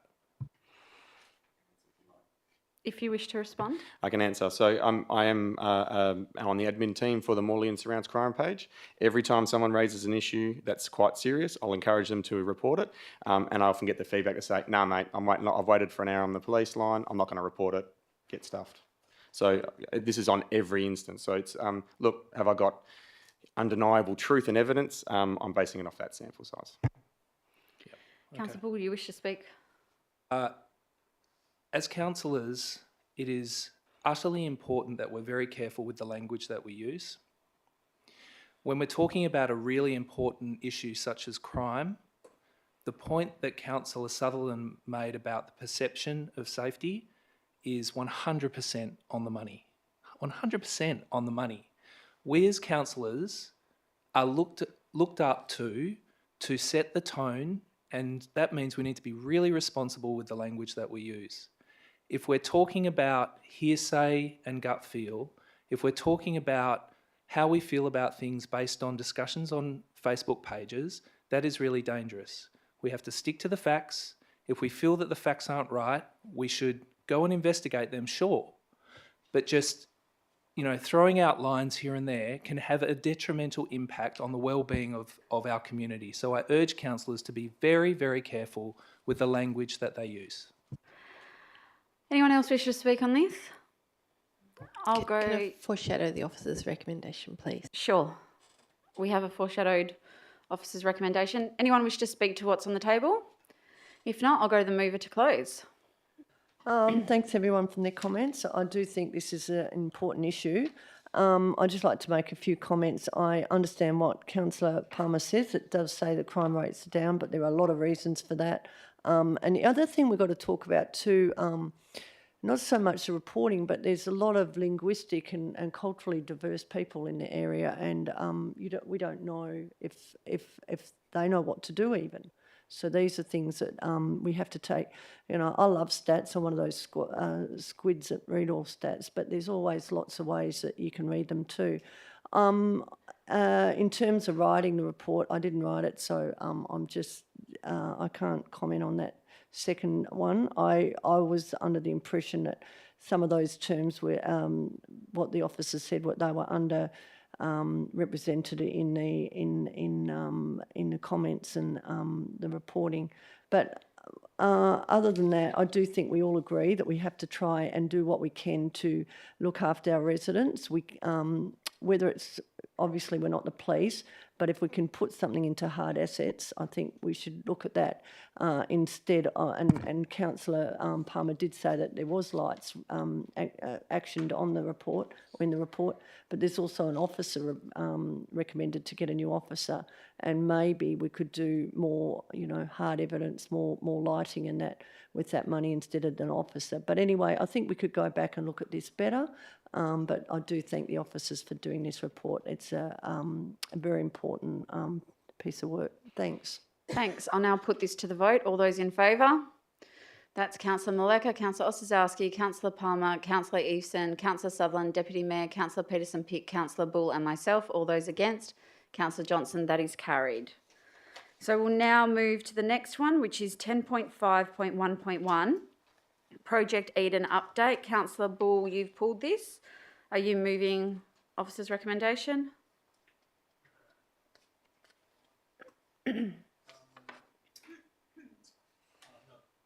Have you got an alt? You just pulled it to vote against? I'm not sure if okay, would you like to ask your questions? I'm happy for you to ask your questions because you pulled it, so you can go ahead and ask your questions. All right. Okay. So I wanted to ask. So the slides on page. So if we jump to page 546, and it says on the line item costs and budgets, it says the ELT have been made aware of projects' costs, and these have been incorporated into the long-term financial plan. So the long-term financial plan that councillors have seen and adopted at the budget had no projects in it. So how can this be in the long-term financial plan when the public long-term financial plan doesn't have any projects in it? I'll go to the Director to respond. Through you, Madam Mayor, it would be referring to the detail contained within the first year of the long-term financial plan, which catches the current 23-24 budget.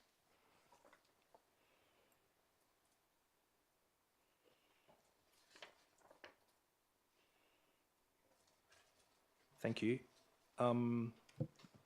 Actually, that's the only question I'm going to ask at this point. Okay. Do I have a mover and seconder? Moved Deputy Mayor, seconded Councillor Sutherland. Deputy Mayor, Councillor Sutherland. Anyone wish to speak on this? Councillor Palmer. Yeah, just a quick reminder about the, this Project Eden, that I think we ought to keep in mind that we have to have government, federal and state government assistance with the cost of this. And I think that's a priority for us.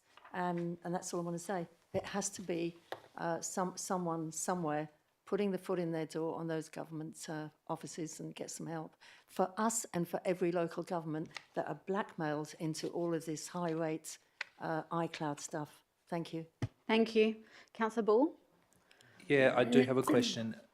Is this moving to a cloud-based system? I'll go to the Director. Through you, Madam Mayor, the first phase of Project Eden is the SaaS migration. So it's a move from on-premise to the cloud. Okay. And my second question then is, where are the servers located? I'll go the to... cloud. Yep. Go to the Director. Madam Mayor, I have to take that on notice to give a definitive answer. Okay. Yes, I'd like to speak on this. This is a $5 million project. Firstly, I would like to thank the officers for bringing this report at last.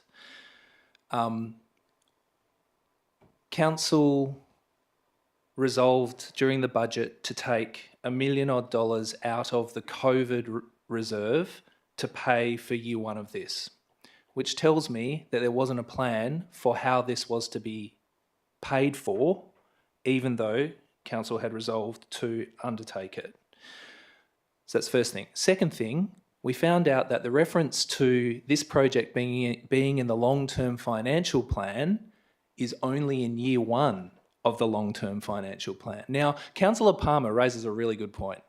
We've got $4 million to find with this plan that Council has resolved we'll go ahead with, and there is no plan, there is no funding plan. So in year 2, 1.6, in year 3, 2.3, and in year 4, 690,000. This council has committed to a $5 million project with no plan on how it will be funded. Now, we're told that it's important that this is undertaken, but we hear now that the information held on servers is going into a cloud-based system somewhere where we don't know. So I can't see anywhere in here that really talks about security of information. So we're shifting information to a cloud and we're not even talking about the security.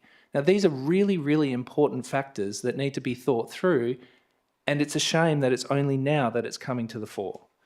Now, I think there should have been much more public discussion before Council resolved to enter into this, and it's going to cause a problem through the next 5 years in relation to a long-term financial plan that hasn't been completed as yet. I think it's really important that the public is aware where we're at with this. Transparency, as all councillors always say, is super important, and it is super important that for a $5 million project that we're very open with our community that we're going forward with it. Thank you. Anyone else wish to speak on this? I just got some questions, please. Councillor Eason. Yeah, probably for the Director. Just how many local governments are already on this cloud-based platform across Australia? I'll go to the Director to respond. Through you, Madam Mayor, I wouldn't know across Australia. My experience in a previous local government is that a number of local governments in Western Australia are working with Technology One over the next 12 months to move to the cloud. The other one regarding the long-term financial plan, it was mentioned, I'm pretty sure, in the discussion on the long-term financial plan that Council endorsed, that this is just the first one to get the bones together and endorse one, and then there's going to be some more information provided later. Is that correct? I'll go to the... Through you, Madam Mayor, that's correct. The first year of the long-term financial plan has the detailed capital works program, but as part of Council's strengthening of its asset management plans, you will be going through a project prioritisation process that commences later this year or early next year to start to build the detail of future years in your plan. Just one more, sorry.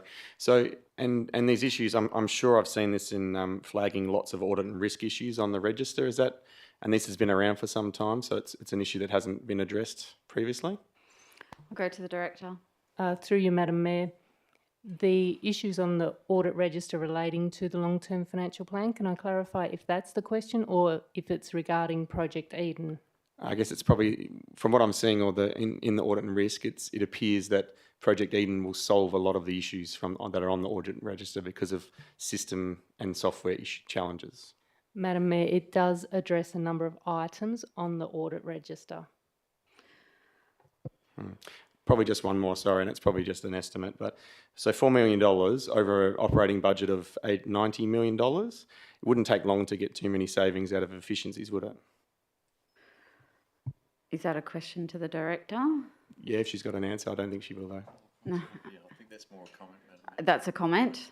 Yeah. Okay. Anyone else wish to speak on this item? I'll just say, just briefly, there was a comment made that this is the first time we're hearing it's a cloud-based system. That's inaccurate. We've had discussions, multiple discussions, and councillors are fully aware that this is cloud-based. I'll now go to the mover to close.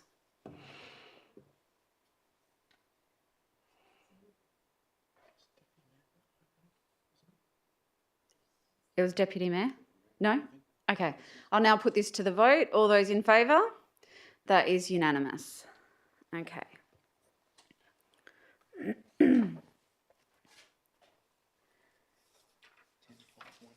Yes. Item 10.5.1.5, strategic risk and risk appetite. Councillor Bull, you pulled this one.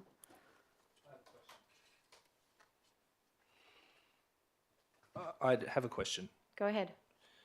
I just was a bit unsure about something. On page 170, it talks about the strategic risks and the risk ratings. I was wondering whether these risk ratings, so when what they actually mean. For example, when we say is this referring to risk appetite or risk as in like damage to the city, or risk as in likely to happen? Or is it something else? I'll go to the Manager of Governance. Through you, Madam Mayor. I'm not sure if I'm looking at the correct table, but the report covers the three different components. Strategic, City of Bayswater strategic risk. Yes, sorry, I'm looking at the correct item. Your page numbers are a little different to mine, so I'm... So what table? It's the actual table. Yep. Sorry. This is the public agenda that I'm looking at. So this is the attachment? Yes. Attachment 1, so the strategic risk Yes. register? Thanks. Is it? It's just entitled City of Bayswater - strategic risk. Yes, correct. cool. Yep, no, I've got it. Thank you. Through you, Madam Mayor. So the risk ratings there are likelihood and consequence. So we're looking at the overall risk rating is a product of likelihood and consequence. Okay, so it's not appetite. Correct. Okay, thank you. Do I have a mover and seconder for this item? Councillor Bull moving? Yes? Yep, I'm happy to And move. Councillor Easton seconding. Councillor Bull? Thank you for this report and thank you for clarifying that. I'm really glad that it's not risk appetite. I thought maybe it's flipped the other way around.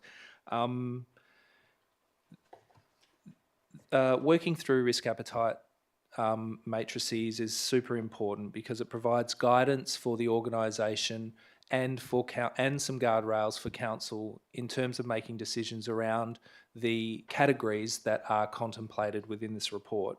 I thought quite deeply about where they are in this report, and I assume that the Audit and Risk Management Committee had an in-depth discussion about it as well.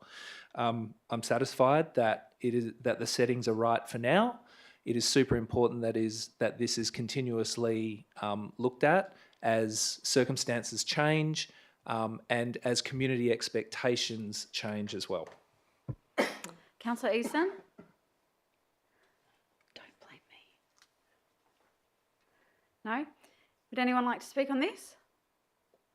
I'll put it straight to the vote. All those in favour? That is unanimous.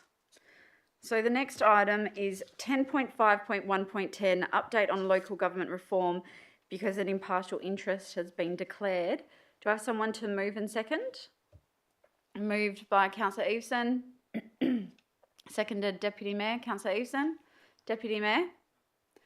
Anyone wish to speak on this item? Councillor Bull. Yeah, I'll just say that I think it's great that this council, I obviously couldn't be a part of it, move forward with the review of the ward boundaries and representation. It was done in a short time frame. The Local Government Advisory Board assessed around between 50 and 60 of them across the course of 6 weeks, and that process is almost complete, if not complete. Thank you, Councillor Eason. Anyone else wish to speak on this? I'll put it straight to the vote. All those in favour? That's unanimous. Okay, so we'll now move to adopt the remaining items in section 10 on block. Can I have a mover and a seconder? Move Councillor Palmer, seconded Deputy Mayor. All those in favour? That is Councillor Maleka, Councillor Ostaszowski, Councillor Palmer, Councillor Easton, Councillor Sutherland, Deputy Mayor, Councillor Peterson-Pitt, Councillor Bull and myself. All those against? Councillor Johnson. They are carried. Okay, so we now move on to notices of motion, starting with 11.1, Councillor Earhart, proposed sustainable garden themed festival event. Do I have a seconder? Councillor Maleka, Councillor. Thank you. So the motion is that Council requests the Chief Executive Officer to consider as part of the city's 2024-25 community events a sustainable garden themed festival in 2024. I'll be brief on this one.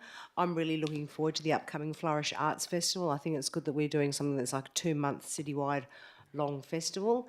And what I'm envisioning is something like that in terms of the garden festival. So something, even it's just like a month long, that sort of collects up all of the garden related things that we already do and bring in something new and different. We are the Garden City and we need to celebrate that. So this is for consideration and it'll come through as part of the budget next year. Councillor Maleka. Yeah, look, I think festival-style events are becoming more popular and are becoming very well received. So I think this is a good idea. And look, we're trying to reduce the amount of events we're having and making less but better. So I think it's a great opportunity to have a look at this and see how we can reintroduce the Garden City themed kind of concept in an event. Thank you. Councillor Palmer. Thank you. Just a question. I noticed that there is a cost to the city of the previous garden competitions, but this is a wee bit different. So have you got some sort of costing? I'll go to the Director. Yeah, thank you, the Chair. No, we've got to work through that and that will be considered as part of the budget process. So we'll get those figures, estimated costs, to be considered as part of that process. Can I just ask again if we can get an approximate cost? If I may, that's part of the intent of this motion is for it to go to officers to have a look at it and then bring it back to council for costing. So there's no ballpark at this stage. This is just to consider it so the officers can have a look at it and then present that to budget. Anyone else wish to speak on this item? If not, I'll go to the mover to close. No, I'll put it straight to the vote. All those in favour? That is unanimous. Okay. So we'll now move on. 11.2 has already been dealt with. We now move on to 11.3, which is my notice of motion, review of intersection Morley Drive and Ludland Street, Morley. Do I have a seconder? Councillor Sutherland. I'll read it out. That council authorises the mayor to write to Main Roads WA requesting an urgent review of the intersection at Morley Drive and Ludland Street, Morley, with regard to installing a slip lane to facilitate safer turns from Morley Drive into Ludland Street and any other measure that will increase the safety of this intersection. So I've brought this forward because I've been approached by a number of residents in the area, very concerned, particularly after the very recent and sad accident that occurred at this intersection. It was so severe it made, the 6 o'clock news as well. And we also have an application currently being considered by SAT for a childcare centre on this actual corner of this intersection. I think it's very timely and it's probably overdue that we actually get Main Roads to really look at this intersection, because if you've driven there, if you've tried to turn in there, it is just frightening. I find it frightening. And I'm sure a lot of other people do as well. So I hope you will support this motion. Councillor Sutherland. Yes, I don't have any more to add to that, but just ditto with what the Mayor said. It is take your life in your own hands when you drive down there. I do it quite a lot, and I think this is a timely motion, especially if we've got a childcare centre potentially coming here. Would anyone else like to speak to this? Councillor Johnson. Just noting that, again, these problems are caused because that road is 70 kilometres. Thank you. Anyone else wish to speak on this? If not, I'll put it straight to the vote. All those in favour? That is unanimous. Thank you. The next item is 11.4, partnership with state government to address limited accessible customer parking and shortage of affordable and diverse housing in Bayswater Town Centre, and this is Councillor Eason. It's a long one, sorry, I didn't pick the title. So I'll just read the motion. It's that Council requests the Chief Executive Officer to, number 1, approach the state government to establish a collaborative approach to address the following in relation to the Bayswater Town Centre. Dot point 1, accessible customer parking to support local businesses and build vibrancy. And dot point 2, shortage of affordable and diverse housing. Do I have a seconder? Oh, sorry. Number 2, got one more to sorry. go, sorry. Number 2 is present a report to Council on the outcomes of the above discussion with the state government to the December Ordinary Council meeting. Do I have a seconder? Councillor, Deputy Mayor? Deputy Mayor, Councillor Eason. Thank you. I'll keep this short because it's already getting late. So as the Bayswater station edges closer to completion, now comes the time to think about the supporting infrastructure around the station. Should come as no surprise that local businesses in the area are really hurting. It's been on the news. There's campaigns of support to support your local, and the state's even stepped in to offer concessions and incentives with the aim to help keep businesses trading to see the other side. As construction drags on, it provides us the opportunity to seek partnering opportunities with the state government and the private sector. This motion seeks to engage and secure the first partnership attempting to address 2 key issues: customer parking to support local businesses, and number 2, affordable and more diverse housing. It's a long night, so I'll leave it there. Deputy Mayor? Sorry, I'm sorry, Councillor Sutherland actually had a hand up before me, so... No, she didn't. Oh, she didn't? No. Okay. No, I didn't. Councillor Palmer? Yeah, I think this is sort of déjà vu, really, because we've got that the city was intending to review once the data was collected. That was underway. We've got the consultation phase on Metronet East policies updated to include affordable and diverse housing. That was also recommended by the city. The city has been in discussion with the Department of Planning and potential problem opportunity statement, POS. This is all sort of, I'm hoping we're not actually confusing what's already going on with the state government and Metronet, because we've already got this underway. So I'm going to support it, but I'm just saying this is another notice of meeting motion that's sort of déjà vu. Thank you. Thank you. Councillor Peterson-Peake.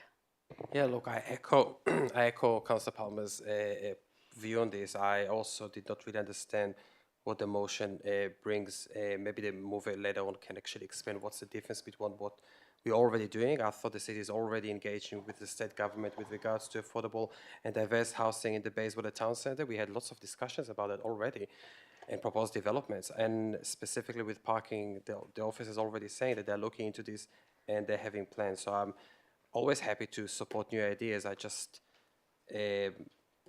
conscious that we have officers that have already been working on this, and yeah, they've been working on this. Like if I would have been them and somebody else makes it as a new thing, I would probably be a bit kind of puzzled. So I will just take this opportunity to thank the officers that already been progressing those issues for quite some time, and hopefully we can get great outcomes with regards to all those issues. I will support this.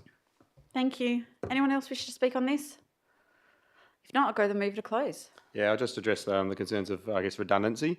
We're going to a caretaker period, and 2 Hamilton Street's publicly listed, so that's the car park that we have behind the shops. It's hit the market yesterday.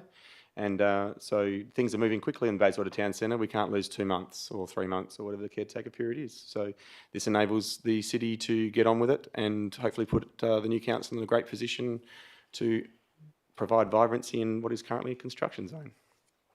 Thank you. I'll now put this to the vote. All those in favour? That's unanimous. Thank you. All right, so we now move on to item 12, questions from members without notice. Are there any questions? Councillor Peterson-Peake. Yes, just a quick one. I noticed that many of the trees that were removed in the last 2 years because they died still haven't been replaced. And I recall that last year I asked that question and I was told that they will be replaced during this current planting season. So I just want to seek confirmation from the city if this is still going to happen before the planting season ends. Thank you. I'll go to the director. Through the chair, the planting season is still underway, so we're still planting till early September, but I can find out the specific details of those trees when they're going to be replaced. Thank you. Just so we won't miss it, because we do have compulsory replacement. Thank you. Councillor Sutherland. Yeah, I would just like to ask the relevant officer where we're up to with the promised federal funding for Lightning Park, the promised money for the spectators shelter, and also for the upgrade of the change rooms redevelopment for Naranda Soccer Club. We were promised this at the last federal election. I do understand that we had to go through a lot of form filling for this, and I just wanted to know where we're up to. Obviously, in light of the publicity and the wonderful work of the Matildas, it was just a timely reminder in my brain. I'll go to the CEO. Yeah, through you, Madam Mayor. We're still liaising with both of the clubs. The grant applications are due in October of this year, so we're working with the clubs in relation to that. That will go through in October, and we will have a decision by June, and will then commence then. So it would be June of the following year, 2025, that the projects would be completed. But it's in train, we're in discussion with the clubs, and we're lodging those applications. Councillor Palmer. Thank you. I remember we were discussing and talking about benches at the park on the corner of Lincoln and McGillivray at the bottom part, Morley section of McGillivray Avenue and Lincoln Road, remember? But nothing's actually happened. I just wondered if anything was in the pipeline for the benches in the park. I'll go to the director. That's FJ Bills. This is McGillivray and Lincoln Road. FJ Bills. Yes. Yeah. I'll have to take that one on notice. Okay. Thank you. And there was also an issue at the Morley Naranda Rec Centre. Wondered if they could put up some of those green and yellow parking signs for the staff, because we're having guests parking where the staff can't park or should park, if that's possible. I'll go to the director. We can look into that, yes. Thank you very much. Deputy Mayor. Yeah, I'd sent in an email about this a while ago, just in relation to on Railway Parade, the new school bus area zone that's next to the Maylands train station there. There's not much of a gap, but there's probably about half a metre, which is a planting opportunity there next to just a whole bunch of harsh concrete. There used to be a whole bunch of flowering plums that were in there that were removed from... actually, the Water Corporation removed those, and then more plants were removed. The two trees that the city had planted were removed when the concrete bay went in. I had previously requested, to be almost a year ago now when it first went in, about having seating and shade provided for the children, because the previous location was underneath trees and there was a seat there. At the moment it's okay, but in summer it gets really hot there for the kids waiting. But also just getting if there's an opportunity to get a few more small trees or shrubs or something into that area that was denuded. I'll go to the director. What I'll do is I'll take that on board and see what we can do there, see whether we can get that installed and planted. Councillor Ostaszewski. Thank you. Mine's just a follow-up question in regards to Weld Square and the bush area there at the back of the primary school and the impact that that area has on residents nearby. Just wondering if the city is able to provide any update on how work is going with the school and other relevant stakeholders in management of that land. I'll go to the director. Through the chair, my last discussion with the manager of Parks and Environment is that he's still having discussions on the matter, but what I can do is actually provide a further report.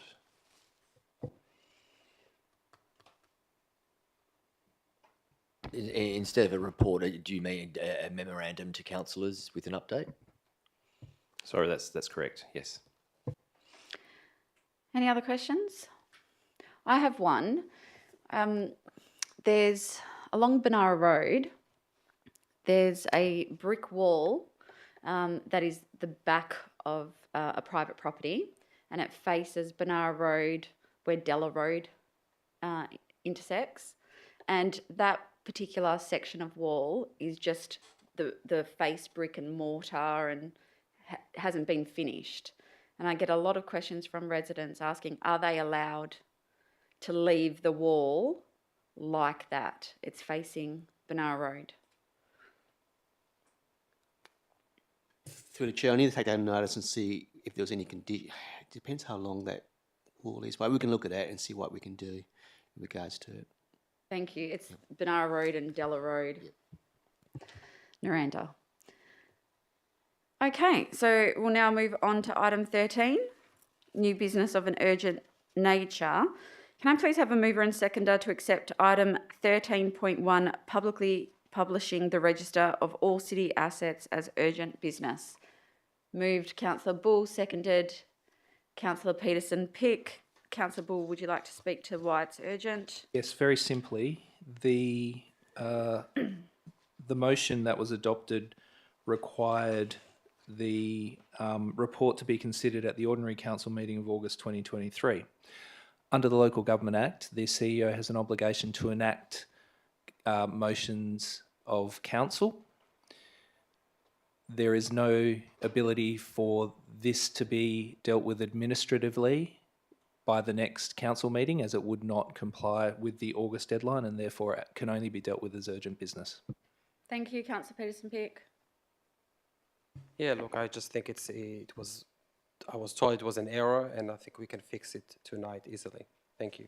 Okay, so I'll now put this to the vote of being urgent business. All those in favour? That is unanimous. Okay, so item 13.1, Councillor Peterson-Pick, you've pulled this. Are you moving the officer's recommendation? Yes. Do I have a seconder? Councillor Palmer, Councillor Peterson-Pick. Yes, thank you. So first of all, thank you to councillors for supporting this several months ago when I requested and moved to have a report around this issue. And thank you to the CEO and the city for supporting this move. I think it is an important and great step forward in improving our transparency. Our ratepayers deserve to know what they own. And I would like to know that one day that I will not be a councillor, I will have the ability to know what councillors know. And that drives me a lot when how I move things, thinking about the day after. And that is basic stuff. And I think what is provided here is basic information about the assets that each ratepayer owns. And they might be able to question some things, and that's good. It's part of the discussion, why we own that. Why is it really maintained well? This is part of discussion that and scrutiny of local governments. And I think it's good to remove that confidentiality, and that is currently, this list is confidential. So I think it should be revealed, and we should signal to ratepayers that there are no secrets here. We're not hiding anything. I'm not sure if other local governments have done something like that. For my very brief research, I couldn't see other local governments that have shared this list publicly as yet, but I think it will be good for us to lead. And I think we can lead, as we've done before, we can do this again. There is nothing to hide here. Thank you. Councillor Palmer. Thank you. Most businesses can just, tick the fingers on their iPads and find all this information. So I feel that this is relevant for our community to have that same opportunity. Thank you. Thank you. Anyone else wish to speak on this? If not, I'll put it straight to the vote. All those in favour? That is unanimous. We have another item of urgent business. So can I please have a mover and seconder to accept item 13.2, outcome of major land transaction as urgent business? Councillor Palmer moving, Councillor Eveson seconding.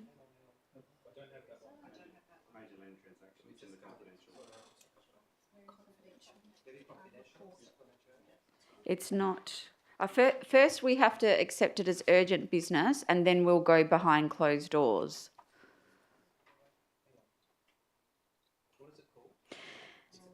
Outcome of major land transaction. It's Aged Care Asset Divestment Committee. I was like, what are you? Because yes. Okay. Councillor Palmer's moved it as urgent. Councillor Easton seconded. Councillor Palmer, do you wish to speak to why it's urgent? No, it's basically it's part of the contract, so I can't speak about it. I'll just ask the CEO to clarify. Through the chair, the reason the item is urgent is because it's the subject of a public advertising period which finished on Monday, and the Aged Care Divestment Committee met on Monday, and there's no other opportunity for it to come back to council because of the caretaker period. So that's why it's been urgent business, councillor.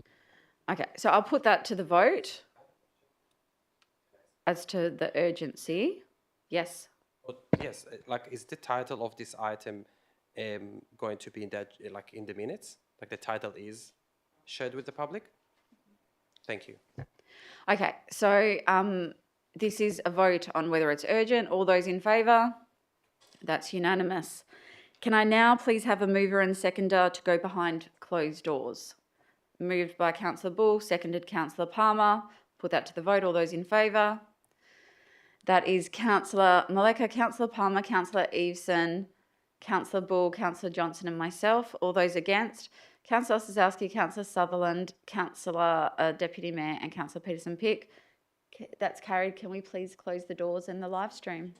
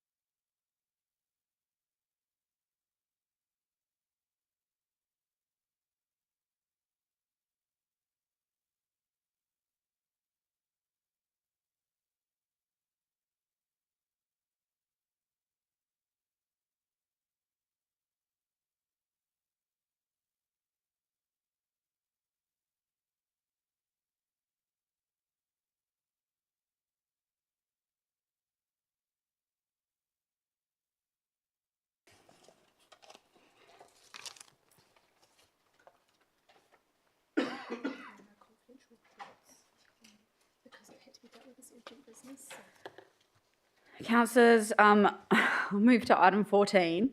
There are no confidential items. They were urgent items, so they're a different section. And item 15, closure of meeting. I'll close the meeting at 10:44 p.m. Thank you, everyone. Sorry, that's a bit confusing. It's hard for us to know where to put it. Yeah, especially when they're urgent.